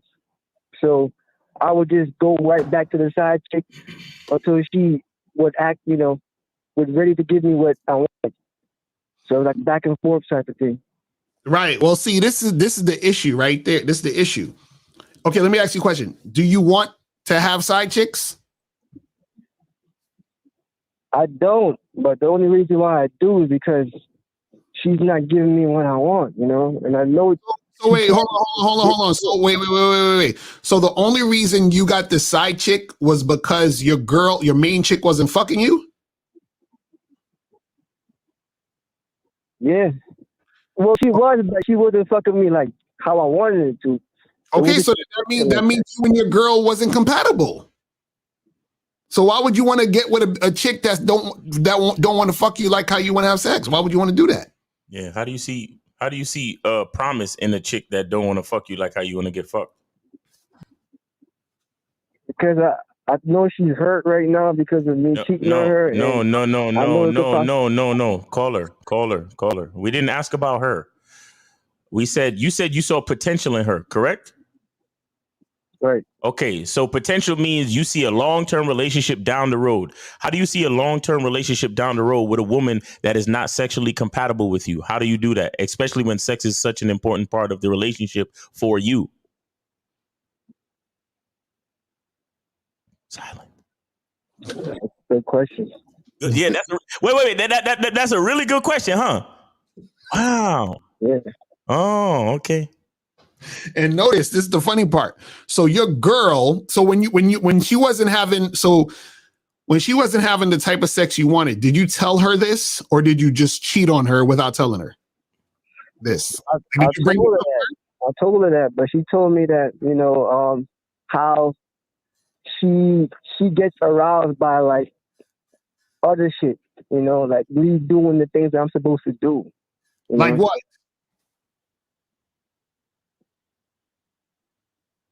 Like what? Hear me? Yeah, like what? Leaving the situation and being that person that she thought I was, So you wasn't leading? I wasn't leading as I should. I'm not gonna lie. Yeah. You wasn't leading as you should. What that mean? I was leading, but I wasn't consistent with it. You wasn't consistent with your leadership, but you expect consistent pussy?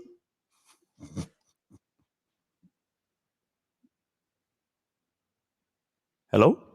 Right. Yeah. I expected it. Well, all right. Let's do this. Give us an example of you being inconsistent. Me not planning out, like making plans for like if we're supposed to go out somewhere. Wait. All right. Wait. Hold on. How long you been with this girl? Like, how long you been with this girl? 2.5 years. 2.5 years. So you stopped planning date nights? I did, yeah. Because because I was going through a bad time nope. I don't want to hear it. Date night with your girl that you've been with over 2 years. You could do something cheap and easy that don't cost no fucking money, and she'll still be happy just to spend time with you, my nigga. So I don't want to hear that bullshit. Hello? You're right. Yeah, I know I'm right, nigga. You ain't fucking gotta tell me. That's why you called me. That's why you called this show. Don't you fucking telling me I'm right, bro. Listen. Sorry. Hold on. I'm sorry. Please. Caller, you still there? Are you good? I'm here. Okay. All right. My bad. I just hate when niggas say that shit, because I'm like, bro, you lying to yourself, bro. Stop fucking playing around. So here's what I'm saying. You've been with this woman for over a year, going on 2 years, past 2 years, and you stop doing what you're supposed to do. You stop planning date nights. You see, just like Lucario said earlier, you started taking her for granted. So of course the consistency of the pussy gonna dry up, bro. Yeah, I see the point. You understand? But I expected to get better though. But bro, how you? No, bro, stop. How did you just explained to us that you started falling off on your consistency, meaning you started taking the relationship and your girl for granted. So how do you expect it to get better when you fell off? Right. The only reason why it wasn't consistent because it was the financial issues. Some other issues. Now things got a little better with me now. But that's what we're trying to say. That's what we're trying to say, bro. Even through financial hardship, if your girl is fucking with you, then she gonna fuck with you, bro. Mm-hmm. See, it'd be one thing if you was on point. It'd be one thing if you was on point doing everything you needed to do, and then she was like not fucking you. That'd be one thing. But you was falling back on the shit and being inconsistent, which causes a rift, which is why the shit is going down the way it went down. Hold on. Call it. You said she wasn't fucking with you though? Well, when you didn't have any money, she wasn't fucking with you? She would disrespect me verbally, like, hey, you broke, this and that. When wait. So when you fell on hard wait. So when you fell on hard times, she would call you broke? Yeah. So when you fell on hard times, she would say some shit to you and be like, bitch, ass, yucca, and say you was dusty and all this other type of shit? In other words. Really? And she will call you all types of bitch ass niggas and dusty ass niggas and all this nonsense, but you ain't got no money? Yeah. Okay, so hold on. And this is a woman who has potential to be your wife, nigga? Are you serious? You want to marry this woman?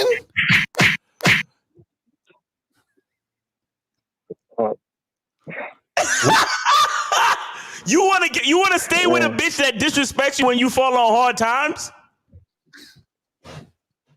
I don't.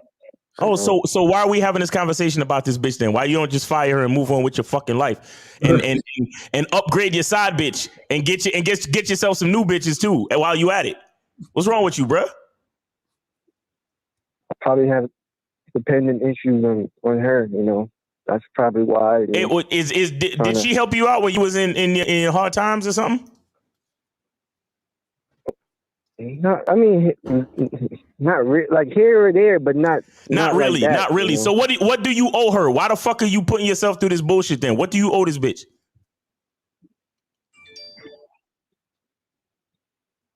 Hello. What do you owe her? Why are you putting yourself through this, bro? I owe nothing. Okay, so why are you putting yourself through this? I probably realized I probably can't find any better, maybe. Oh, just like Lucario was saying earlier. Look, bro, you just caught up in, trust me, I've been there. You're caught in a situation where this is your entire world or perspective of women. So you think that, like, I'm telling you, and this is what I'm saying. You listen, let me give you a hand clap and say congratulations for not being with this woman anymore. I'm telling you, listen, be happy you're not with this woman no more, bro. Congratulations, my nigga. Like, bro, understand. A woman who actually respects you and fucks with you would not fucking call you broke and shit on you when you ain't got no money. She would never do that. You understand what I'm saying? But right now, you think that this is the norm, so you're caught in this type of situation, and that insecurity is seeping into you right now.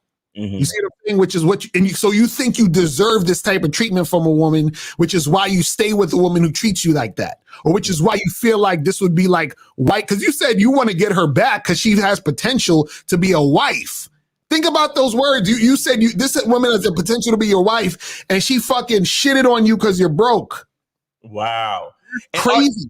And that brokenness, was only a temporary thing, right? That was only temporary, but now that I'm kind of back, it's like something else now. I'm not wifey. I mean, I'm not husband material, shit like that. She would say. Oh, okay. So. Now, Now, where is this woman now? When was the last time you spoke to her? Be honest. Yesterday, she broke up with me yesterday, and I was trying to beg her to You begging her to do what? About it, to get back? To try to yeah. Wait, so hold on. You fell off, and I'm gonna say something else too. If you just like Lucario said earlier with the one, if to find the one, you got to be the one. Mm-hmm. If she was the one, more than likely you wouldn't have fell off with your consistencies. But that's a whole nother conversation, right? But you fell off with the consistencies. Things started going wrong in the relationship. When you went broke, she started shitting on you, disrespecting you, right? And now the complaint is that she's not fucking you like how she don't have the same sexual compatibility. And on top of that, she just dumped you yesterday. How many fucking signs do you need, my nigga, for you to leave this bitch alone? How many? Matter of fact, let me ask you another question. How good was the pussy, and how long have you been fucking her raw? The pussy wasn't all of that, to be honest. And I wasn't fucking her raw because I want her to, all right. So that only adds to my point. Why are you still thinking about this broad? Because I just thought that she was a nice person, and she's not a nice person, bro. She called you a dusty bitch ass, broke ass, fuck ass nigga while you were going through hard times. Called you a brokey and you don't have a Bugatti. Yeah, she called you a brokey without a Bugatti. How could she be a good person for you? She might be a good person for another nigga, bro, but not for you, my nigga. Leave her alone. Let me ask you a question. Right. What's up with your side chick? Is she better? Is she nicer? Or is it just about sex with her? But the issue with that, I've been confiding in her with my situation with my. Wait. You confiding in your side bitch over the main bitch? Yeah. How long you been with the side bitch? For about on and off for about 6 or 7 months. Oh, you letting the side bitch know about your personal situation with your other bitches after 6 months? Jesus. Yeah, what the fuck is wrong with you? Are you on the Bad Boy membership? You're not on the Bad Boy membership. You couldn't be on the Bad Boy. You was, but you got off of it. I'm gonna get back Yo, on you ill. You ill. Yo, ew. Oh my God. Bitch dependency is no laughing matter. Ew, bro, you're disgusting. Look, are you broke now or is your money good? I'm good. Okay, because if you was broke now, I'd do like your old bitch and start calling you broke and dusty, man. Because you ill, bro. You doing all types of disgusting macking out here, bro. This is terrible. What are you doing? You are disrespecting yourself and the game entirely. What the fuck? Yeah.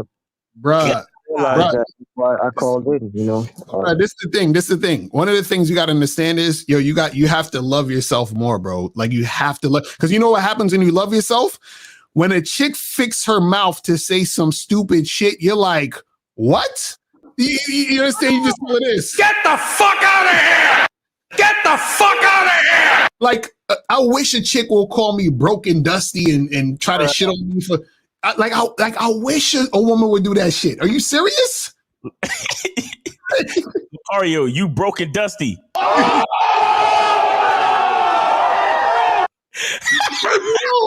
Bro, this is what I'm saying, bro. Listen. You guys understand, bro. Understand. You're just so caught up with this woman because you've been with her for 2 years. You're emotionally invested. You're attached to the situation. Y'all just broke up. I get it. But understand, bro. Understand that. See, this is the thing, right?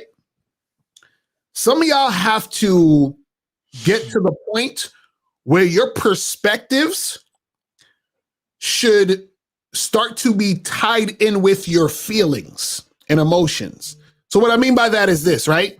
Yeah, what you talking about feelings and emotions, nigga? What's going on? Hold on. What you talking about? A lot of y'all, this is what y'all do, right? See, like, if I'm with a chick, right? And she starts calling me all types of bitch ass niggas and broke and doing all this disrespectful shit, right? I don't care how much I love this woman, right? We're finished. Because what has happened now is that because you've said that means you've disrespected me. I love myself too much to be disrespected and to give you any more of my time, energy, and attention. So even though, right? Even though you may feel how you feel, you still got to get the fuck away. You still got to tell her she got to get the fuck up out of here. You understand what I'm saying? Because she disrespected the situation. Bitch. You see what I'm saying? It's like, yo, this is the thing. There can't be any feelings when it comes to making decisions. And then think about that shit.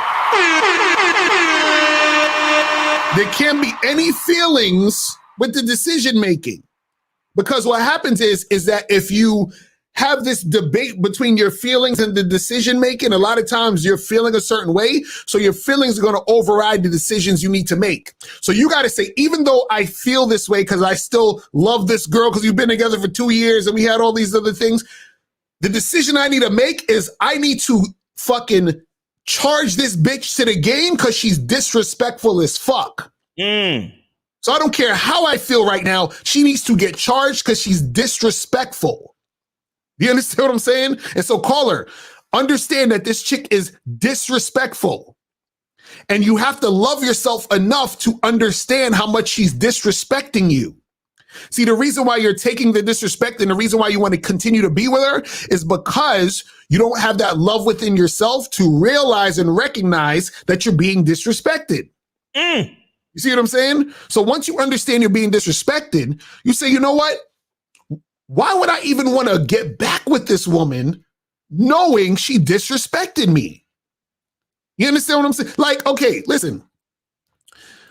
Some of y'all are so fucking ingrained with dealing with these women. Y'all the type of niggas that your girl could slap the shit out your moms and you still fuck with your girl. Like, you would still fuck with your girl. You would still be with her.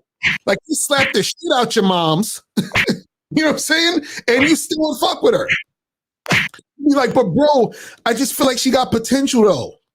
You know what I'm saying? You slap the shit out your mom. She got potential to do more. Right? You know what I'm saying? So listen, man. Listen, understand you feeling a certain way because you just got out of a relationship. Y'all been together for 2 years. You're used to with this girl, and I get it.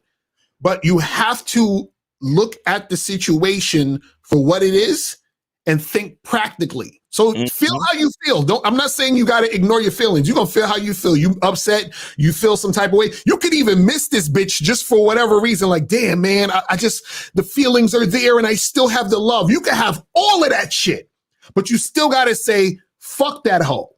Do you understand what I'm saying? And you got to keep it moving. And that's it. Emotional damage. Like, don't continue to deal with this chick because the fact that you calling in and saying, man, she got potential and, you know, as a wife, because I thought you had a good chick. You just cheated on and that's why she's acting funny because you cheated on her. But no, what happened is that you was definitely being inconsistent. But at the same time, you being inconsistent is still no reason for the woman to blatantly be disrespecting you.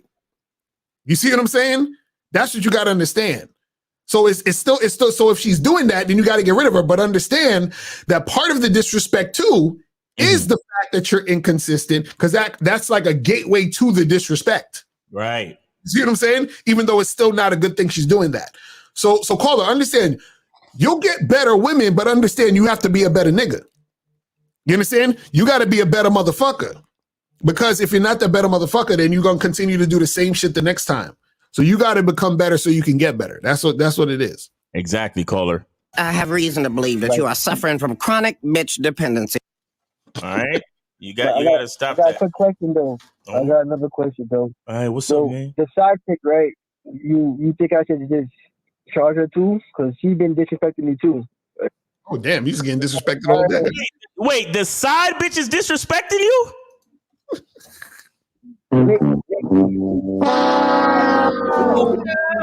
You know why the side bitch is disrespecting you? Because you giving her all the information about your main bitch. So she's like, oh, the main bitch is disrespecting him. I could disrespect him too.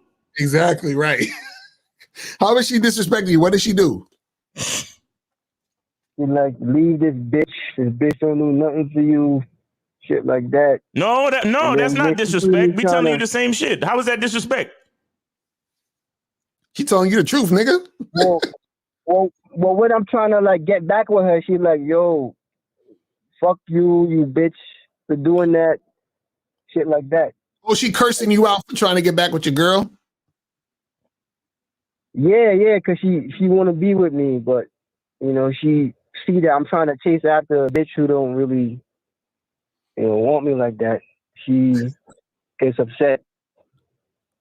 Yeah, because she's looking at you like, yo, this nigga's a bitch ass nigga. Why he fucking trying to deal with this chick who don't respect him? But this is the thing. Again, you're getting all this disrespect because you don't respect yourself, bro. This is what I'm saying. You got to love yourself. And then what will happen is the woman will respect you because you will demand respect. That's the problem, bro. This is why you getting shitted on by your main girl and your side chick. So you gotta throw all of them away, and then you gotta start fresh. Yeah, you gotta start fresh, bro. All of that shit is too sticky, and your side bitch already knows too much. She knows how much of a Bitch ass yucca you are. You understand? She knows that. So is she gonna use that to her advantage from now on? You understand? And she gonna, let me tell you something. I'll tell. How many times have your side bitch denied you pussy already? 0. You sure? Sure. You fucked your side bitch every single time you wanted to fuck? Yes. Okay. That's only gonna last but for so long. She gonna start denying you pussy too, my nigga. All right. So yeah, you gotta. I think you need to. I think you need to focus on yourself. Let me ask you a question. What do you want, bro? I just want to be happy, man. Like in a relationship, compatible. Yeah, but what does that look like? What does that mean? You want to be happy. You want to be in a relationship, but what does that look like? Like, what are the details of that? Somebody who respects me and don't disrespect me. Who respect my leadership. Okay, what does your leadership look like?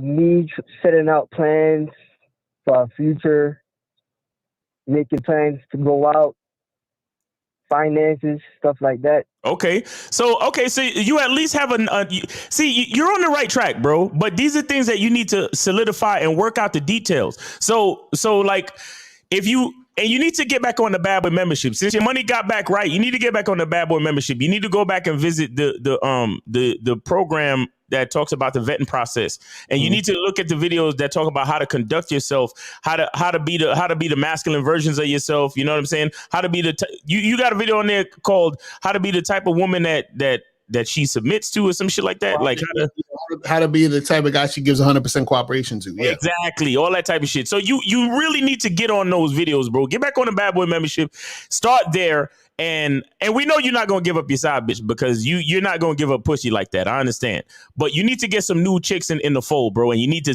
really stop thinking about the ex joint that just dumped you yesterday, bro. You need to leave that alone, cold turkey. Move on with your life.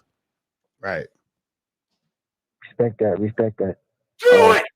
All right. Thanks for your call, and thanks for being willing to share your story, bro. We really appreciate it. Don't think you're the only one going through this stuff. All right. Yeah, that's why I called in though. But I appreciate y'all for the advice, man. I donated again because all right. Yeah. I appreciate you, man. That's what's up, man. And real quick, shout out to Brandon for the $10 Cash App.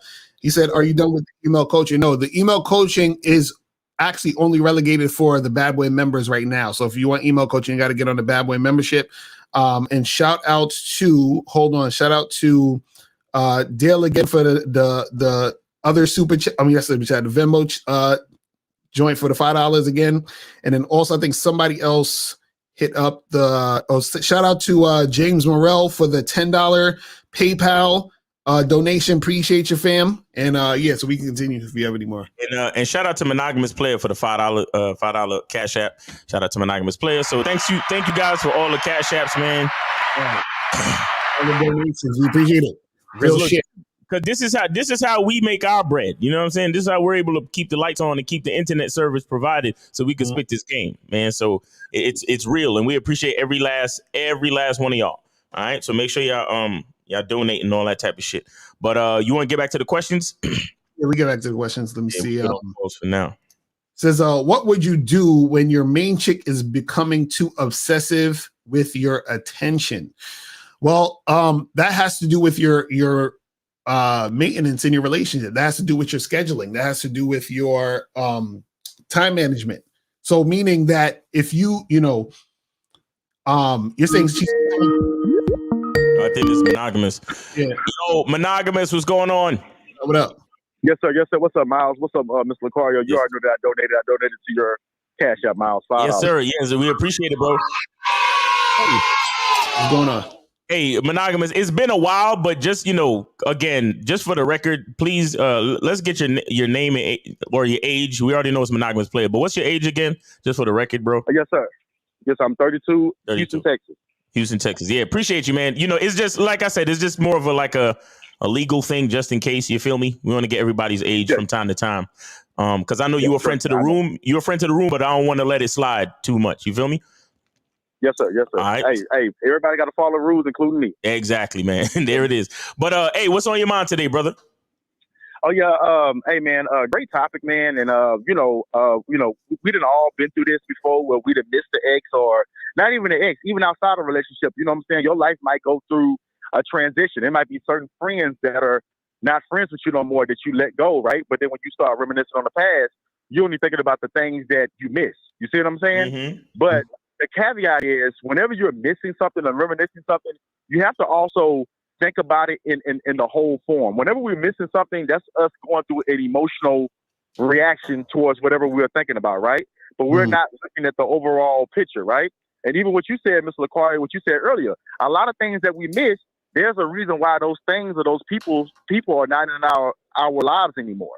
You see what I'm saying? So sometimes I have to go through that, like, oh, I missed this or I missed that. But then I have to think, like, well, it's a reason why this person not in my life no more. This is the reason why I done moved on from this or whatever the case may be, right? I'm just being emotional right now. But when you think about everything else, then you realize, like, okay, I can miss it, but I also have to move forward because my life don't stop right here with this situation or with this person. You see what I'm saying?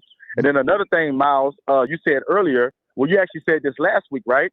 You said this, and I think a lot of people make the mistake of rushing into relationships because you feel like you met somebody great, right? But I used to tell women all the time, it's a 99% chance that I'm not going to be in a relationship with you, even though I'm a great person and you're a great person, right? Right. Now, for example, Miles and Mr. Cardio, the reason why I always will believe this, the reason why I was able to start a great relationship with my girlfriend is because working towards that, I met other women that I was vetting that were good women that not necessarily was going to be with me, but even though we wasn't going to be together, I was still able to take the positives of those situations and apply that to the relationship that I'm in now.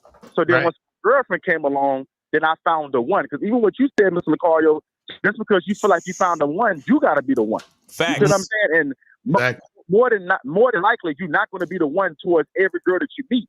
But that's okay. Just enjoy the experience, learn from it, and then moving forward, whatever good things that you can take with you, you can apply that in the relationship that's for you. You see what I'm saying? But I feel like a lot of people, they rush because they feel like, oh, I found the one, I found this great person. But if you keep living life, you're going to realize there's going to be a plethora of great people that you're going to meet. You see what I'm saying? And don't hold yourself back from meeting those great people just because you're trying to make this one situation last. And then the last thing I want to say, Mr. Lucari, because you said another great thing. The reason why people break up in relationships so fast is because they got in relationships so fast. Exactly. Me and my girlfriend, we're able to work through disagreements or issues is because we vetted one another. Mm-hmm. And when you vet people, or when you vet the person you're supposed to be with, right, it's easier for you to give them grace and to understand them. But then when you get into a relationship and y'all get into a disagreement, then you don't understand that person because you really don't know that person. Mm-hmm. So that's why I tell people, man, you got to vet people. You got to vet situations. So even when there is bumps and grinds in the road, you're able to work through them versus you always quitting and saying it's over and then getting back together. You see what I'm saying? Right. But that's all I want to say, guys. I'm getting back to my kids. Thank y'all so much for the opportunity. Hey, appreciate you, man. Get back to them damn kids, nigga. All right now. Yes, sir. All right. We also got 323. You're on live with Lucario and Miles. Did you donate though? Yes, I did donate. I donated $10 to Hasheem Smith at Cash App. All right. You got What's that? up? Yeah, I see Ricardo with the $10 and then we see the Cash App and Kingpin with the $10 Cash App. So appreciate it. All right, appreciate it, man. Yeah. What's on your mind? But wait, name, age, and city first, and then what's on your mind? Name, age, and city.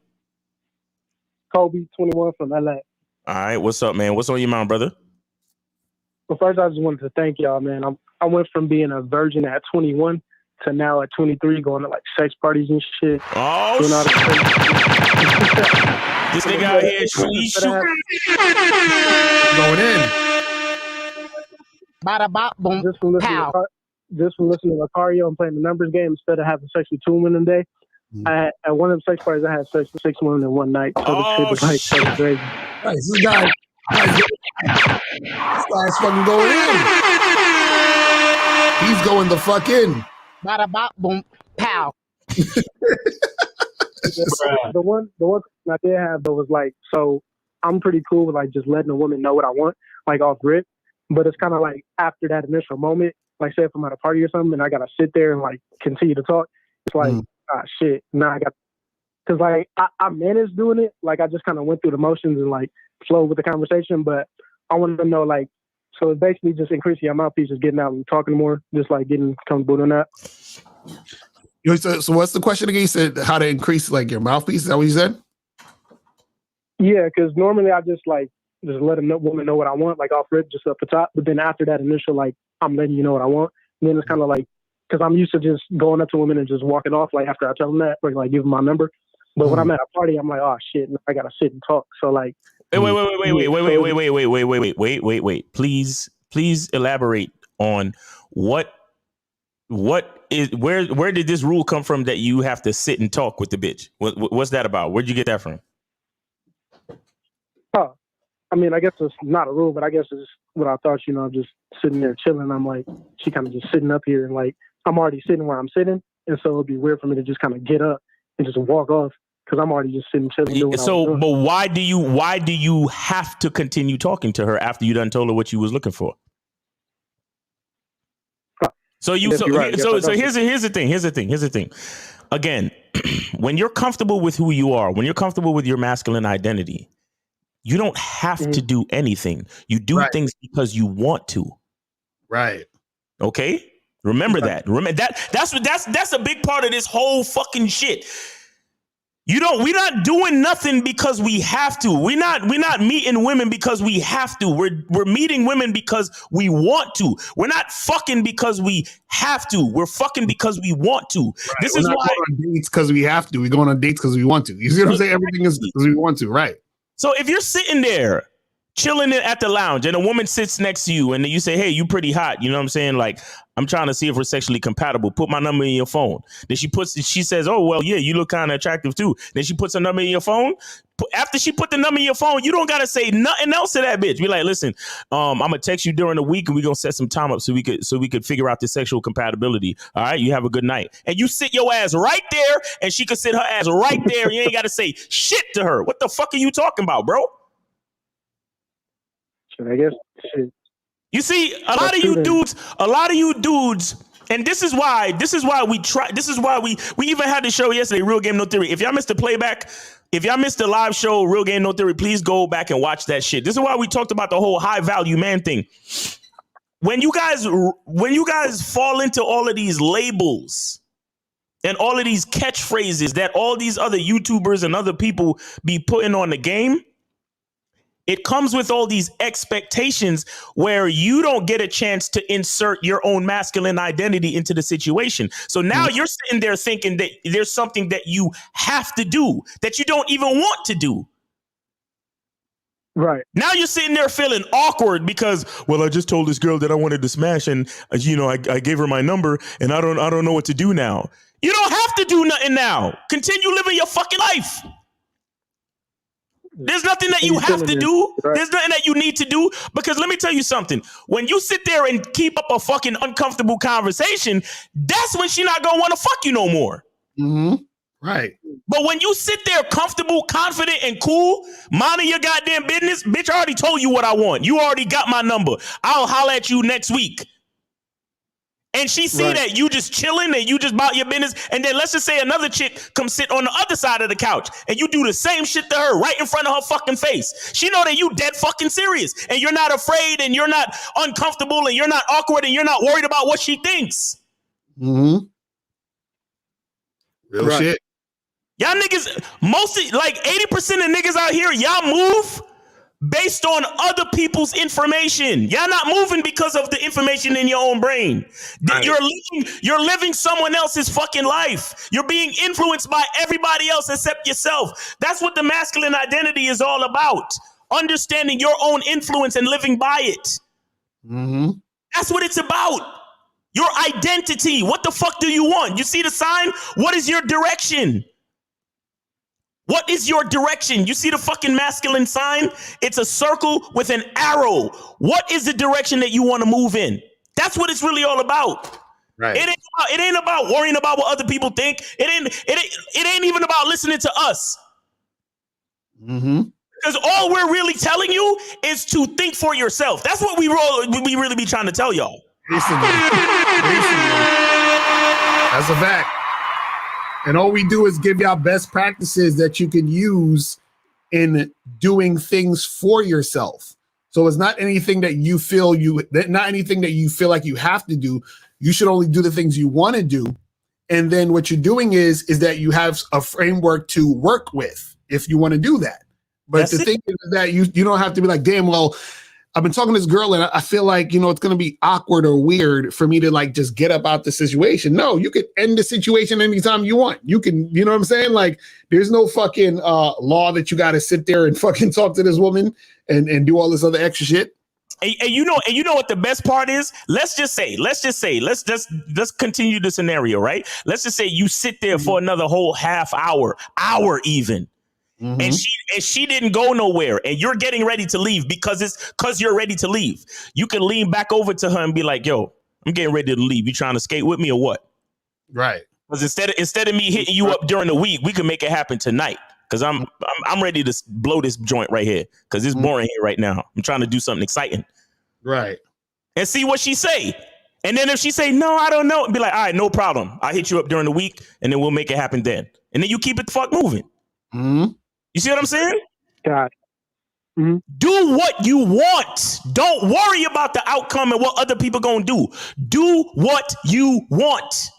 Exactly. That's a fact. That's what guys don't understand is that in the long run, that's what makes you attractive. Mm-hmm.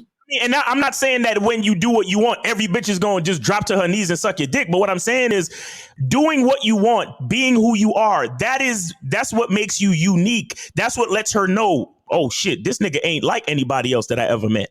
Right. And you know what the best part about doing what you want is that this is what happens. The chick fucks with you because she's attracted to you, or she doesn't fuck with you, but guess what? You did what you wanted anyway. You see what I'm saying? So you win either way. You win either way. You win. Guys, y'all niggas talking about taking L's. You win. Yo, that was so beautiful. You win either way. Exactly. As long as you do what you want, you win.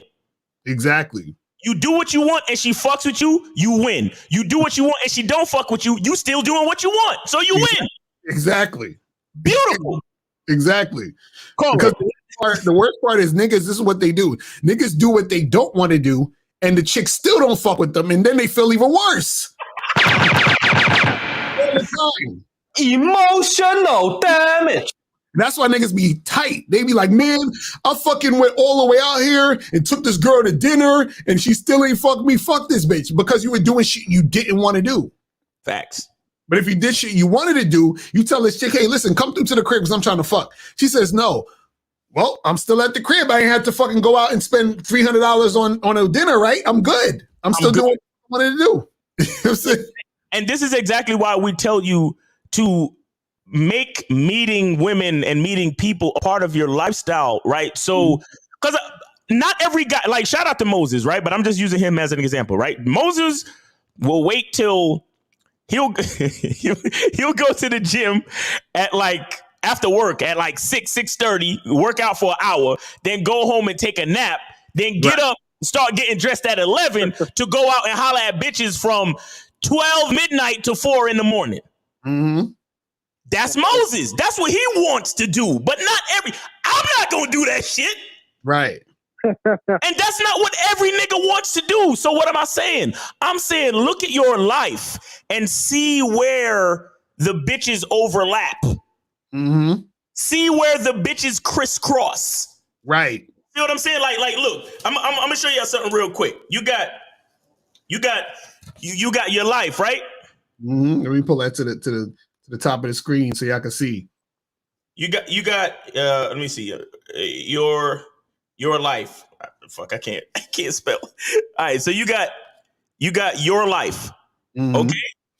And then you got fucking pens don't want to work when you want them to work. And then you got bitches. Mm-hmm. I have terrible handwriting, guys, so forgive me. Hold on. You got your life and you got bitches. You see that part right there in the middle? Right. You gotta see that part in the middle where it intersects. Mm-hmm. That's the part. That's the part where it intersects. So that means not necessarily the gym and not your job, but what I'm saying is, if you the type of nigga where you like to chill, you like to play pool, you like to go bowling, you like comic books, you like video games, you like Comic-Con, you like to go to the movies, there's certain things in your life that you like to do, or sometimes you like to go walking around downtown, you like to go shopping, you like to do this, you gotta go do this, you gotta go do that. That's why we were telling you to make meeting women a part of your lifestyle. Mm-hmm. So when you're meeting women, it doesn't feel like something that you don't want to do, because we know that's how it feels for a lot of you guys. So your energy is all fucked up. Mm-hmm. Because you trying to do what Moses do, and you try to go out at 11, you tired and shit. You really don't want to do this shit. And the first 2 or 3 bitches that you say something to is like, oh, sorry, I'm not interested. Oh, sorry, I don't give out my number like that. Oh, sorry, no, I got a boyfriend. And then you're already in a fucked up mood. You're already doing something that you don't want to do. Mm-hmm. And on top of that, the first 3 bitches you holler at acting stupid, you're like, man, fuck this. Fuck Lucario. Fuck the bad boy membership. Fuck it all. Fuck women. I'm going monk mode, man. I'm tired of it. No. Look at your life. You like to go bike riding on the weekends. You like to go hiking. You like to...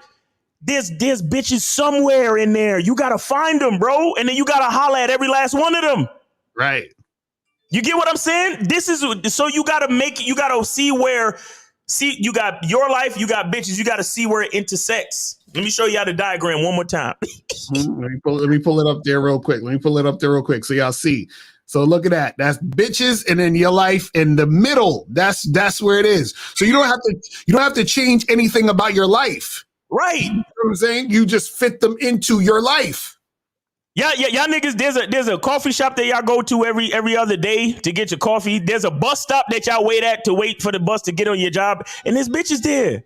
Mm-hmm. There's bitches there. I'm telling you, they there. Mm-hmm. There's a supermarket that you love to go to pick up your groceries. They there. You know what the problem is? This is what most guys do. Most guys, what you do is you try to create a whole new life to get a bitch. which means you go to some fucking restaurant you never go to or would never go to for the chick. You start taking out time to do something you would never do for the woman. You understand what I'm saying? You're trying to impress her instead of bringing her along to whatever you was going to do anyway.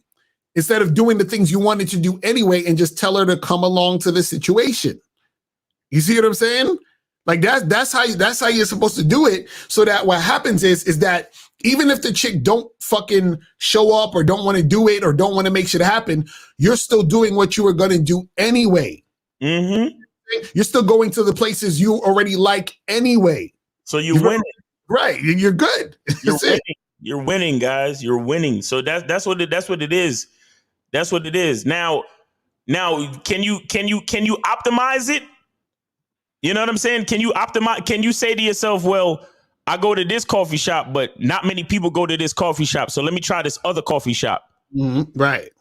Let me try this other coffee shop that's closer to downtown because I know more people go to that one. Okay, then you might have to make a slight adjustment and go to that other coffee shop instead. You get what I'm saying? There's ways to be strategic and to optimize shit. But the point I'm trying to make is make it make sense to you and your identity, who you are as a man. You don't want to necessarily once you start pulling yourself outside of who you are, that's when all the energy is going to go to shit. Right, exactly. And the guy that the women are meeting is not the real guy. Mm-hmm. You understand? You want the women to meet the real guy. Right. That's a fact. That's a fact. Caller, does that help? Does that help, caller? Yeah, that helped a whole lot. Appreciate y'all. All right, appreciate you, brother. Thanks for calling in. Thanks for the donation, man. You have a great day, man. Appreciate you. All right, yep, you too, man. All right, peace, bro. All right, so 708, we got 708 on with Lucario and Miles. Did you donate? Yes, sir, I did. It's James. James, what's up, man? Yo. I think we got you. Let me see. Oh, wait. Where did you send that shit to? PayPal. Okay. Oh, okay. Cool. All right. Well, let me see if my shit is popping up because my shit be slow as fuck. But what's going on, James? Let's go with you. Nothing much. Just a few questions, right? So this is like nothing current, but like, let's say okay, this thing with this bitch has to end. Is it wrong to plan for that to happen, or should it just happen right then and there?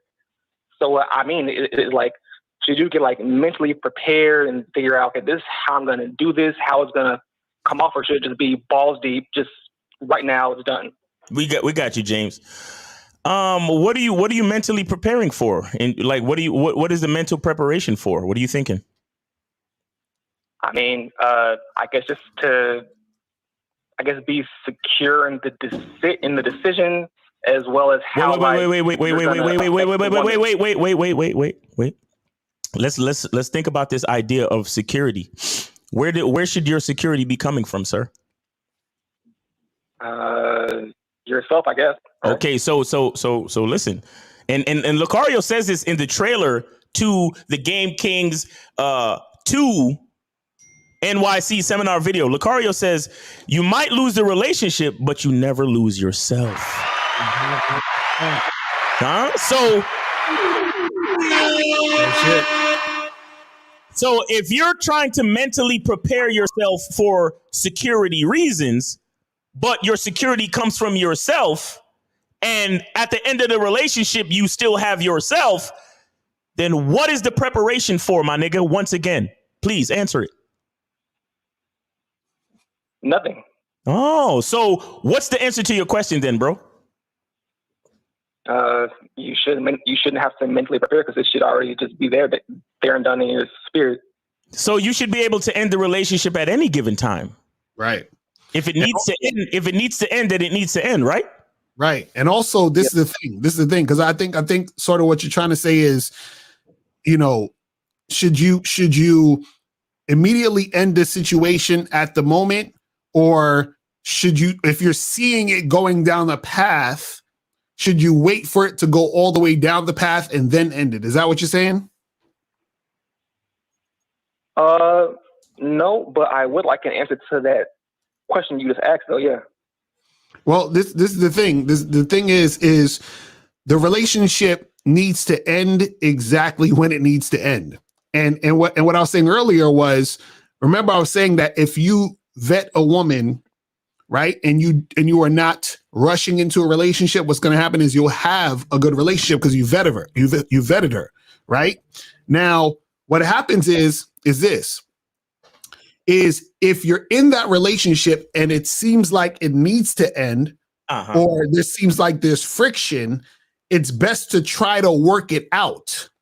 You understand? And then once you're trying to work it out and you still see it's kind of a little bit of friction, try to work it out again.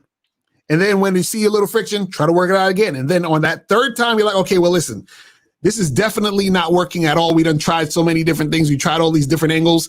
And then now it's time to end it. You understand what I'm saying? Because then that will solidify that this actually really needs to end. Because see, sometimes what happens is people will end situations, right, when they could have talked or figured something out because there's some miscommunication or there's some assumption, and then that could have made the relationship continue and flourish. But then there are times where the incompatibility is too much. You've grown apart, or there's something going on where it needs to end. But you want to make sure so that when it does end, you're not tempted to go back because you've seen that you've already tried so many times before it ended. Right. You know what I'm saying? But there are times where, you know, there's the relationship could be so toxic that you need to end right now. We ain't even gotta fucking try to make this work because you done did some shit that was so crazy, or some crazy shit has happened that we need to end this shit now. You feel what I'm saying? So that also happens too. So you got to be able to figure out what the situation is and then act accordingly. You see what I mean? Caller, would you like to expound on your current situation? Oh, no. I said this is nothing having to do with like right now. This is just like the past. I just want to know what I should have been doing. Would you like to, again, expound on your situation from the past? Okay. Yeah, sure. So the girl that I was with for 2-3 years on and off, right? There's that word. Well, on and off. Wait. So it's not just her, but girls before her is like, well, like I would be like, this is not gonna work. But I was just like, maybe I'll do it in like a month. I'll do it in like 2 months after this certain event passes, knowing like it's not the best thing for me or her, because I'm gonna waste her time more by giving her hope, and then I'm getting more invested now, and I'm like talking myself out of what I know I should be like doing. You know?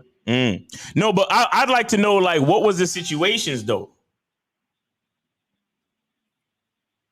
What do you mean? Okay, what were the red flags or the scenarios that made you know that you needed to end these relationships? Like, just give an example. All right. Well, so the last girl, one of the things, she had major anger issues. She could not control her voice, and when it came to emotional conversation, so she was like getting loud. Emotional damage. Yeah. So wait. So give us a scenario of something that she said to you or something like that. Like, give us an actual scenario. Well, so it's nothing that she would say. She would just get like loud. Like, okay, so let's say I would say, hey, I need you to clean the house. She's like, oh, I'm like, tired. And there'd be a whole dumbass discussion about it. And then she started, yelling, start throwing shit, having a fucking temper tantrum, and it wasn't good, But that's just like one thing. She had issues with like depression, suicide, trauma, a bunch of shit that I knew, and I was just like, well, I don't want to leave her to her own devices because like I want her to be better. So like maybe I could help her through these. No. Wait. See. Are you a therapist, homie?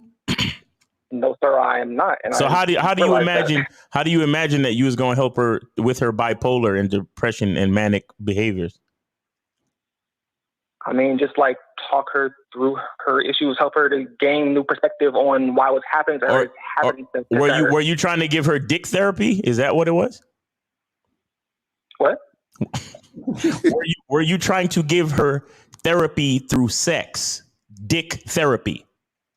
Dick is a gift. No. No? Okay. No, because I mean sometimes good dick could be very therapeutic. Dick is a gift. You understand? Especially for a woman that's feeling you. You get me? But so you weren't trying to do that. So see, okay. A lot of you guys, another reason why a lot of you guys be trying to get back with your ex too is because you feel sorry for these hoes. Mm-hmm.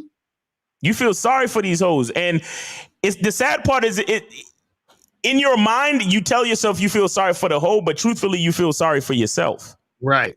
You understand? Because you think you don't know, because you don't know who, it all comes back to your masculine identity, because you don't know who you are. And one thing you are not is a fucking therapist, but you think maybe I could talk her through it. Maybe I could get her perspective. And I've been in the same situation. I had chicks I was trying to coach, like, listen, you got to look at it this way. Life is like this. You got to look at it that way. You got to be more grateful. You got to be this, then that. And they're not hearing me, bro. Mm-hmm. And I realized, yeah, we got to end this shit. It's a wrap. Like, you're done. Right. Understand? And I mean, yeah, I'm going to miss you. I'm disappointed this shit got to end, but we got to go. Mm-hmm.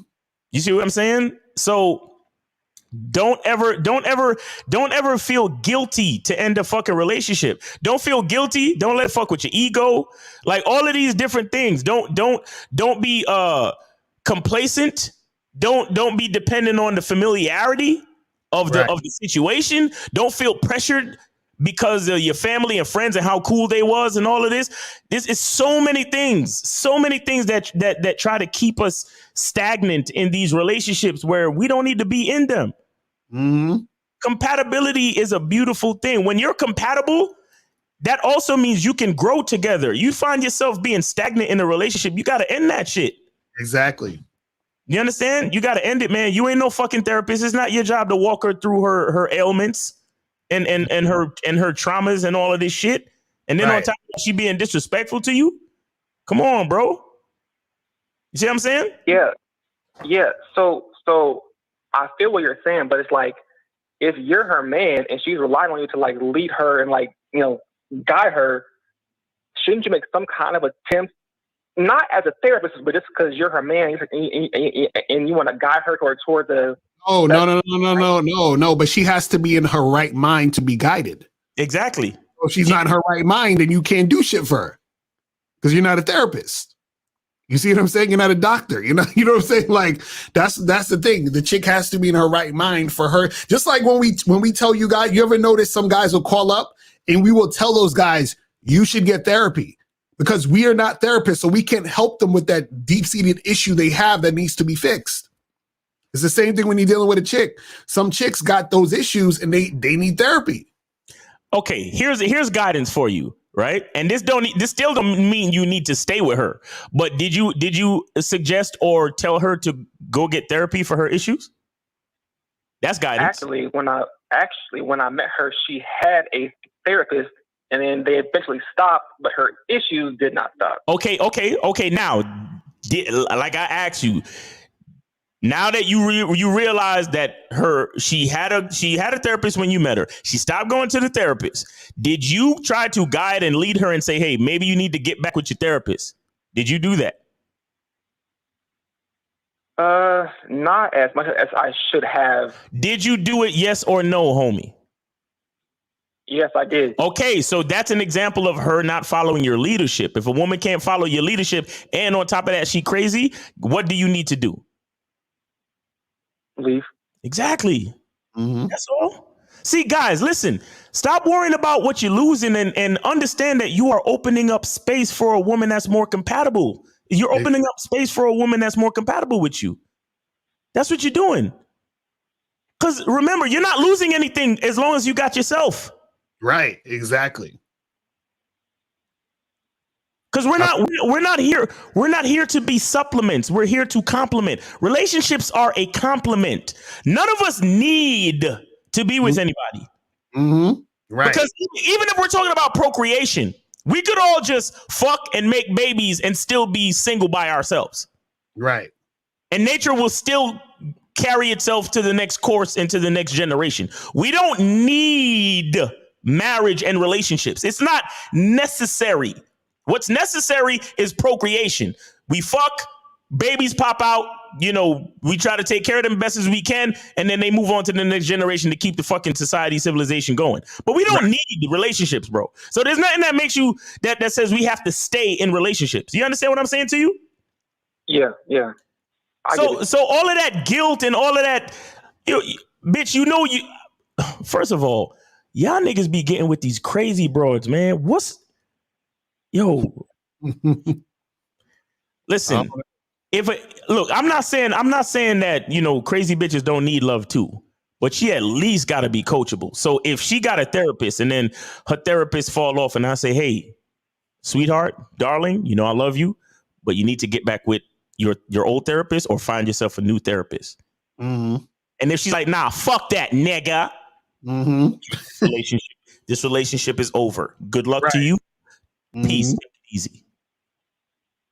Because y'all niggas, a lot of these bitches be running around talking about abuse. Y'all niggas be chilling with these crazy hoes and they be abusing y'all. Whether verbally, emotionally, physically. And then instead of you realizing that, you feel bad for the bitch. Like, no, I ain't a therapist. You got to get your shit taken care of. Right. All right, call it. Anything else, man? Because we on OT, man. Anything else? Yeah, I actually have a second question. All right, go ahead. So you leave a chick, right? Because you fucking up, she's fucking up, right? Oh, by the way, hold on, please. I don't mean to interrupt you, but crazy pussy is the best pussy. That is a fact. Yes. That is a fact. That is a fact. Because I know that is a fucking crazy pussy and ugly pussy. I don't know about the ugly pussy.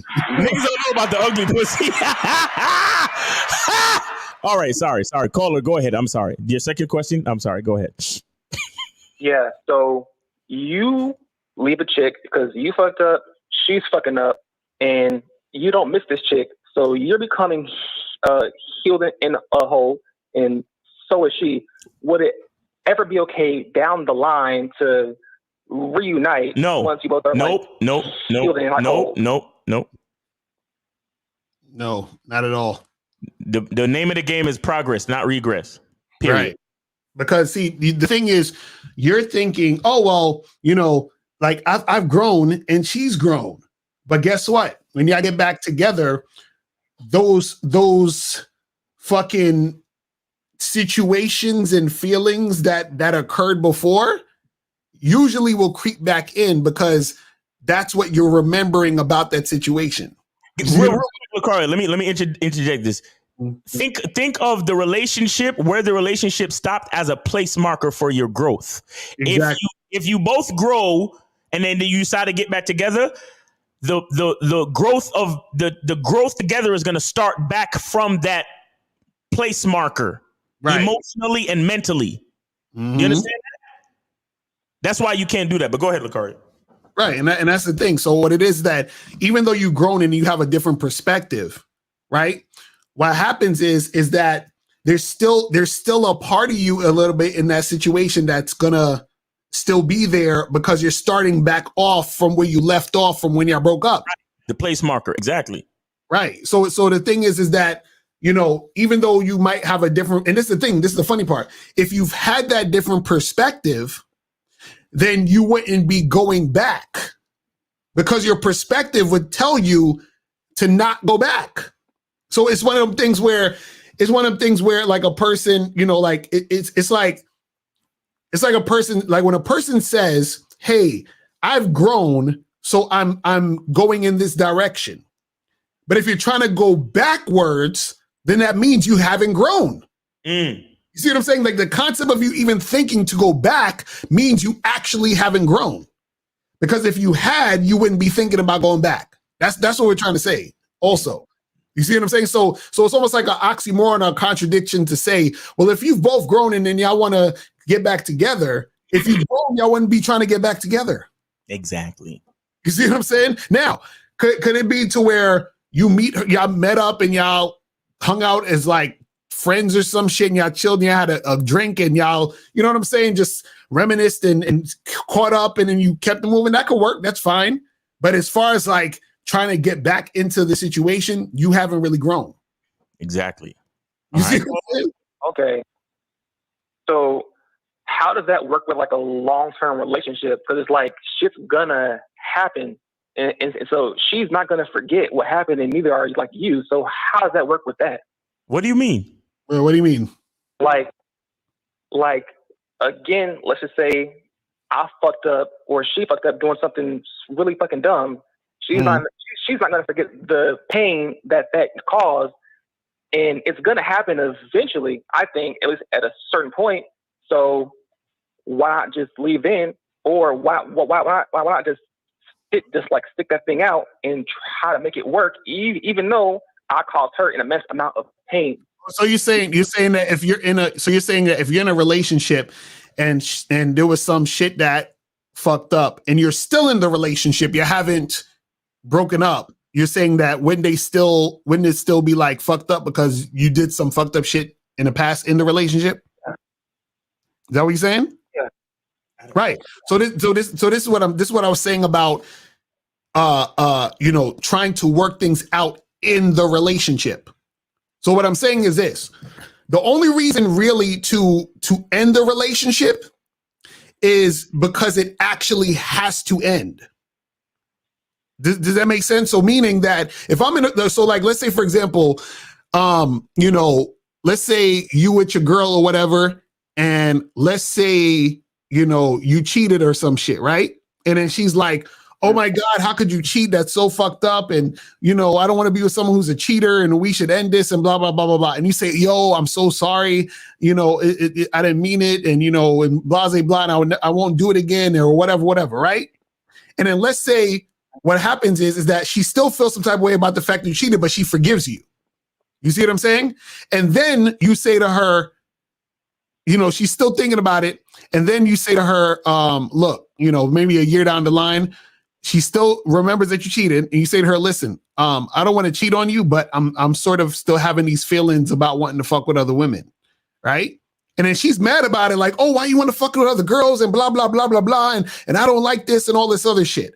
But you're like, yo, I'm being honest. I'm just letting you know that this is what it is. And then you say, okay, well, look, can we work this out and see what we can do to make this happen? And then so all of a sudden she says, okay, you know what? Oh, damn, my fucking camera got too hot. I'm going to use my other camera. So then she says,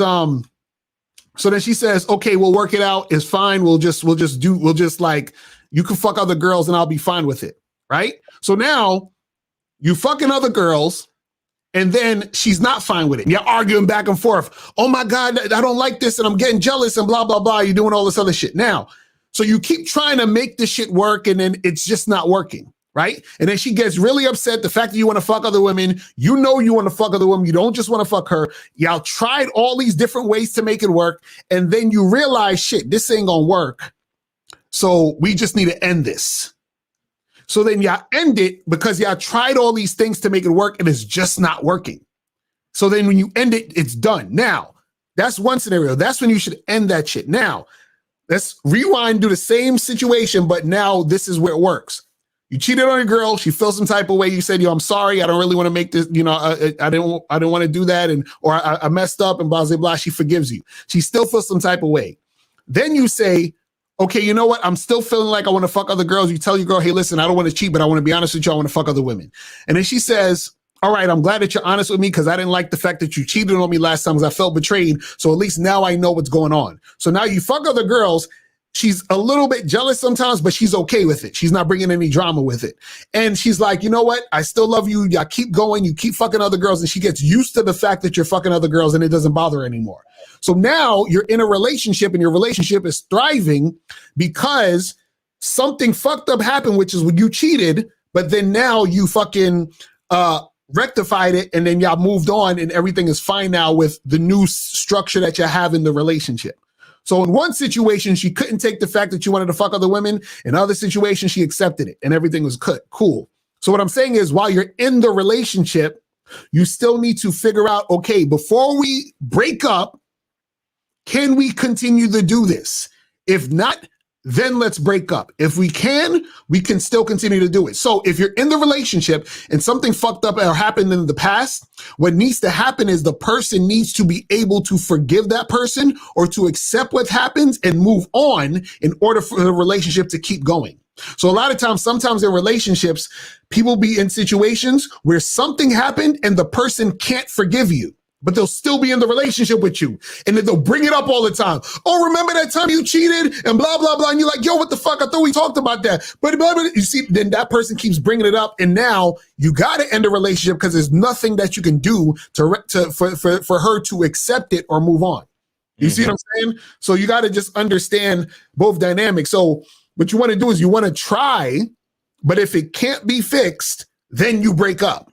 And then once you've broken up, it's over because you tried already. Now you don't have to think of, because again, it doesn't make sense to go back and try to get back with the ex because while y'all were together, you tried to make it work multiple times and it didn't.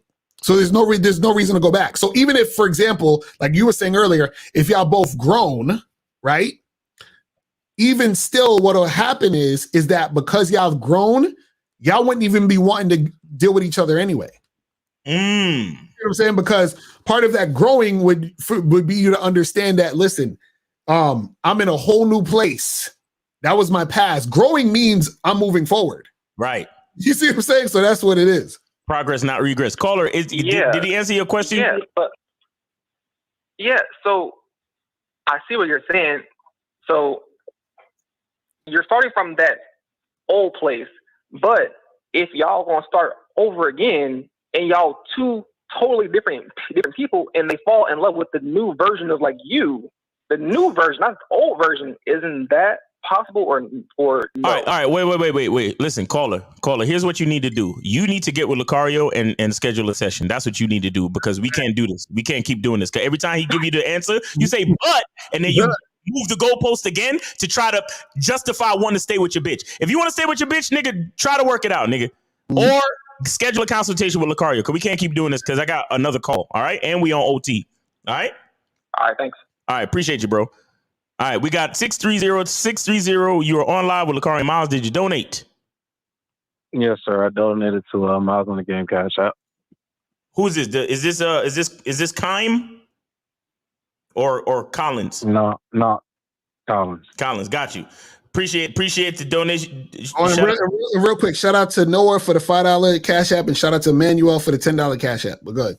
And also shout out to William Kime for the $7 Cash App. He says for dated a diagnosed borderline, that was rough. All right. So caller, let's get to the question real quick because we are on OT because y'all niggas love to call later sooner. Y'all niggas love to call later than sooner. So let's get to the question, bro. No question. I really just wanted to say thank you.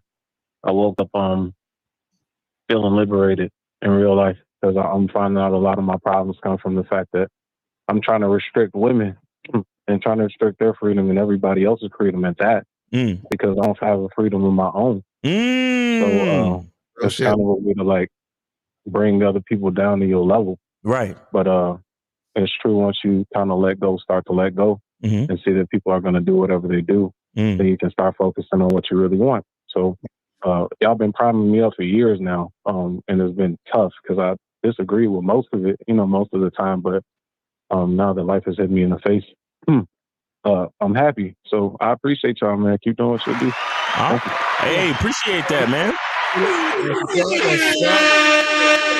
That's what's up. Hey, man, appreciate that. Thanks for calling in and giving that testimony, man. We appreciate you, man. Thanks for your call. All right. God bless. All right. Peace. See, that's a receipt right there. That's a fucking receipt. My man realized that he can't control people. He can only control himself. And now he feels liberated from all the shit that we've been saying to him over these years. You see how long it takes sometimes for niggas to get it? Exactly. That's crazy. So guys, you gonna watch the show today and you gonna be like, man, Miles and Lucario is man, especially that Miles nigga. He's a dickhead. Fuck these niggas. I'm gonna go watch some other shit on YouTube. And then 5 years later, niggas will be like, yo, Right. So I'm saying, because you know the reason why it's so hard to get it for some dudes sometimes is really because you got to look at yourself in the mirror, man. Like that's all it is. That's not the easiest shit to do because you got to listen. The truth don't give a fuck about none of this shit, bro. The truth is the truth. The real is the real, man. Like it is what it is, and sometimes it's hard to look at that because it fucks with your ego. Right. You know what I'm saying? Because you start to really see what's really going on, and you're like, shit, I've been fucking up. Like, every time something occurs in my life, I always say, what did I do? I always look at myself first. I always say, okay, what part did I play in this situation for it to be where it's at now? That's it. You see what I'm saying? Like and then that trains you to get used to or to come to terms with the truth. You see what I'm saying? That's what it is. So, you know, so as long as niggas keep pointing the finger at bitches all day and worry about female nature and what the fuck chicks are doing, they're never going to get to the point where they realize what they're doing as men. So that's what it is. You know what I'm saying? That's what it is. All right. So let me see. We got a few questions and we can wrap this shit up. Well, let's speed through these questions real quick. Let's get through these fucking questions, man. Exactly. OT. Exactly. Facts. It says, what would you do when your main chick is, oh yeah, we already talked about that. Is it something wrong doing small favors for women? For example, holding her bag while she is in the bathroom. Don't hold your woman in the bag. Tell her to take her fucking bag and hold that shit on her own. You feel what I'm saying? And they got hooks in the stall. She can hang it up in the hook in the stall. Exactly. It says, hey Miles, is it wrong to plan and get mentally planned for breakups, or should he go? Oh, this is the guy. He just called up. Yeah, that's the same thing. Yeah. He said, y'all believe in body game? Yes, absolutely. Get the book, Looks Don't Matter. I talk about that. Things didn't work out with my ex 3 years ago. During these 3 years, I've learned a lot from you both, and I've enjoyed dating women recently. The same ex hit me up. Thoughts? Well, whatever. She hit you up, you ain't got to entertain it. You know what I'm saying? Like, and this is the thing. A lot of y'all, you know, there'll be times when your ex will hit you up and on some, like, especially around the holidays or your birthday or something, just say what's up or whatever, happy birthday, happy holidays, all that other shit. That's cool. You can be cordial with your ex. It ain't like you got to be like, don't ever talk to me, bitch. You know what I mean? It's not that serious. But don't be doing all this extra shit, you know, trying to adjust your life and get back with the chick and do all this other goofy shit. It's ridiculous. Should I interact with medium interest chicks if I want to work on my mouthpiece, or is that wasting time? Nah, you could do that. You know what I'm saying? This is the thing. Medium interest women will still fuck you. Right. You just got to spend more time on them. That's all it is. You know what I'm saying? That's all it is. Understand that. Because remember, it's medium interest. That means there's still interest there. You see what I'm saying? It's medium. It's not high. You know what I'm saying? Like, so do we always have to learn from experience versus being able to hear new information and immediately apply it? Well, experience is part of the situation too. Like you hearing the information is an experience, but you applying the information you hear gives you that other experience that's going to teach you more. So that's what it's about. And you learn from experience. Learning from experience is information as well. So it's all information, all of it. It's all connected. I said, so we should always weigh up the pros and the cons through our logic of the events that happened. Yes, that's what we're trying to say. See, you got to listen, feel how you feel, because you're going to feel how you feel. But you always got to think about things in proper context, right? Objectively. You got to take it, step back and look at what's happening, because sometimes your feelings cloud the actual information that you should be looking at to make better decisions. You see what I'm saying? Because sometimes what happens is you be so, like, you're so involved emotionally or attached to dealing with a woman that you don't see the bullshit. Like you're so, and then sometimes you don't realize it till after you take a step back. Like it'd be 2 days later, you'd be like, did that bitch just say some crazy shit to me the other day? Like, you don't even realize till later, and you're like, what the fuck? It just hit you. You're like, yo. This chick, and then what happens is the more in tune you is with it, right? The more in tune you are with the situations, and the more that you're focused on the moment, you'll start to see those things in that moment. Yes. A lot of times, even more, like you'll get better at seeing those things. So you're like, because I did times I'll be with a chick and it's literally in that moment she say something slick and I'll be like, hold on. And then it's like you can address it because you're seeing it. But sometimes you don't realize it till later. You're like, oh shit, did this chick just fucking call me a broke ass bum the other day and I didn't even, you know what I'm saying? Like, no damage. You called me earlier, you know what I mean? Like, that's what happens. Sometimes it don't hit you till later because you're so caught up in the situation. It says, if there's a delay with the Cash App donations, why don't you tell people to donate with the message call in, then invite them to call in after you receive it? What? Hold on, I'm confused. I guess he's creating a logistical solution to when, people donate with the message call in, then invite them to call in after you receive it. Yeah, that's a decent idea. That's a decent idea, but it's not about that. The motherfuckers who are late, they didn't fucking donate. Like that motherfucker the other day. He was lying. He was lying. Right. Usually them shits come in like that. So it's like, right. That's what I'm saying. Yeah, them niggas be lying. Fuck out of here. Thoughts on going to multiple gyms?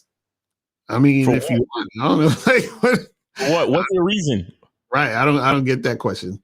Should I charge a girl if I was texting her and she gave me a one-word answer? Well, bruh, what the fuck are you texting? All you should be texting is, when are you free? Let's meet up this day. Like, all you should be texting is to get a situation popping. So if she's giving you one-word answers, what are you texting her for that to be happening? The only one-word answer I need is, are you coming over to suck my dick? Yes, that's the only one-word answer I need. If that's, you know what I'm saying? Like, that's it. If it's not that type of conversation, then what are you doing? All she needs to say is, yes, daddy. Exactly right. You know what I'm saying? Says, what are the actual benefits of marriage for us younger guys? Are there any alternatives, or are our options past 30 either settle down or be a player forever? Is there any middle ground? This is the thing. Your relationships could be exactly what you want it to be. So however you want your relationship to be, you can let it be that way and just tell the woman this is what you want from this situation. And then she will give you that if she wants to fuck with you. It's that simple. Right. See, a lot of times, listen, man, and this is the thing. Remember, it's not about keeping the woman. I keep trying to tell y'all this. So if you tell a chick, hey, listen, I don't want to get married, but I want to, have a long-term relationship, and this is what I want with you in this situation. So you vetted her, she becomes your girl, and y'all rocking. And then let's say 3-4 years down the line, she's like, oh, but I want to get married. And you're like, well, I don't want to get married. And then that could be something that could lead to a breakup. And then if it's something that can't be resolved and leads to breakup, cool. You had a good 2-3 years or whatever the fuck it was. And then you move on. And another thing I'll say too is, ask not what marriage can benefit you, but ask what benefit you can bring to a marriage. Exactly. Fact. Real shit. And what I mean by that is, you have to dictate. You have to dictate. Like Lucario said, a relationship could be whatever the fuck you want it to be. Right. What kind of man are you? Who are you? Are you a leader? Are you a husband? Right. Are you a husband? Because a lot of cats, and this is why we try so much to tell you the truth is inside you. The game is not about women, it's about you. Ask yourself, who are you? Mm-hmm. Is marriage a part of your identity? Right. It's not just about getting married for the sake of getting married. It's like, nigga, does it make sense for you? Right. What does it, you know what I'm saying? Like, what benefit do you bring to a woman marrying you? You understand? Like, are you the type of nigga that wants a family and all this other shit? You got to know what you are about. Instead of questioning marriage, question yourself, question your own character. Not question yourself like you're unsure. But what I'm saying is, vet your character, vet your consistency, vet your ability to be married. And then look at the decision of marriage. You understand? Right. We start looking outside, look inside, and then you'll find all the answers to the questions. Exactly. All right, we got 3 more questions left. So it says, if a girl refuses to give you head on the first link but lets you hit, does that warrant a charge? Should I withhold the D or keep smashing? It depends. So the thing is this, man. if you want head and you really want that shit to pop off and you're telling her to do it and she's not doing it and that's what you require, then yeah, you should charge her. You understand what I'm saying? Now, if you don't give a fuck either way, and then you just hit it and just do what you got to do with that particular girl. You understand? But it just really boils down to like what you really, really want to make happen. You see what I'm saying? And then if it's not, again, it's all about compatibility, sexual compatibility. And I really want to fuck with it. I can't fuck with no woman that don't want to suck dick, bro. I just can't. I don't care what her reasoning is. Like, we're not compatible if you don't suck dick. Exactly.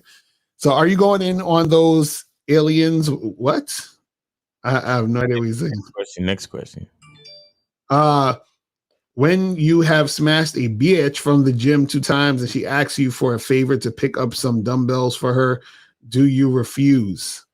What? What are you talking about? I have no idea. So, okay, so you're in the gym. There's a chick you smashed twice, and then she asks you to pick up some dumbbells for her. Do you refuse? Like, okay. Well, first of all, Chris is the worst. This nigga. The chick you fucking in the gym. Why are you having conversations and interacting with her in the gym? Mm-hmm. You see what I'm saying? See, this is the thing that y'all be fucking up. Keep shit what it needs to be. Like, I shouldn't really even be talking to you in the gym. If I'm fucking you, we just fucking. I'm not having conversations with you all day in the gym and going back and forth, because then that blurs the lines. Now you think it's more than it is, which is why you asking me for the dumbbells. Mm-hmm. You see what I'm saying? So basically you fucking doing too much at this moment. Just was she asking you to pick up dumbbells before y'all started fucking? And if not, then you don't need to. Right, exactly. Again, don't do nothing you don't want to do. Next question. Exactly. Real talk. That's that's pretty much it, man. That's it? All right. Pretty much it. So guys, make sure that you get your masculine identity soap. You feel what I'm saying? Make sure you guys get that shit cracking. Tonight at 10, I think me, Steve, and I think 1950 is supposed to be on Island Girl Show on Anton Daniel's channel. So make sure you. How come they ain't hit me up? Yo, that's crazy. Nah, hit her up. I didn't know. Steven hit me up and told me. So I don't know. They told me to come through. But yeah, just hit her up so you can be all 4 of us on that shit. You know what I'm saying? No, they trying to play me, son. They trying to play me like I ain't got a game like that, son. So check us out tonight and all that other shit. Check me and Steve out tomorrow on the Tuesday show. And anything else we gotta say before we get up out of here? Get your tickets to Vegas, guys. Don't forget, man. Get your damn tickets to Vegas, bro. Because we, exactly. It's Vegas, and it's gonna be the event. Is gonna be the weekend of September 3rd, which is Labor Day weekend. So it's a holiday weekend, guys. Everything's gonna be filling up fast. So make sure y'all get your tickets. All right. Right. And so the link for the tickets is gonna be below this video. So if you're watching a rebroadcast, click that link below this video. You feel what I'm saying? And check out get the tickets and all the other good stuff. So that's pretty much it, man. We about to wrap this shit up. We out of here. Appreciate y'all. And remember, the truth is inside you. Peace. We gone. We out.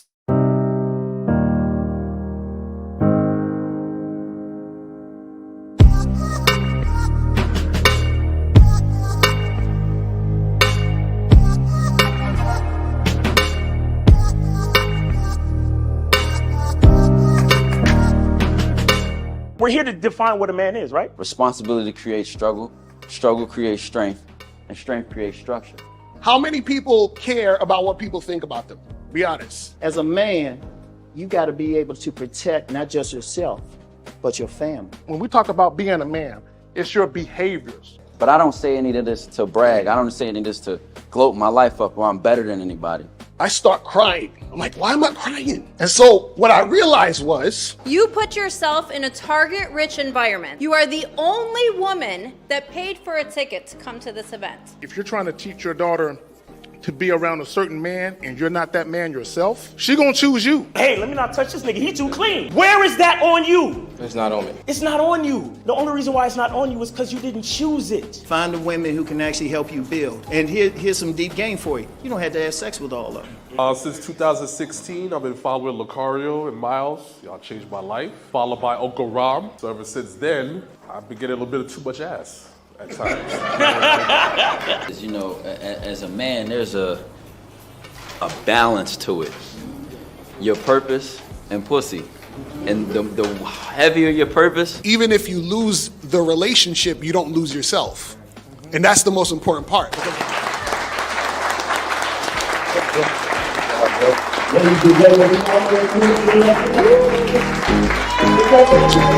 Yeah.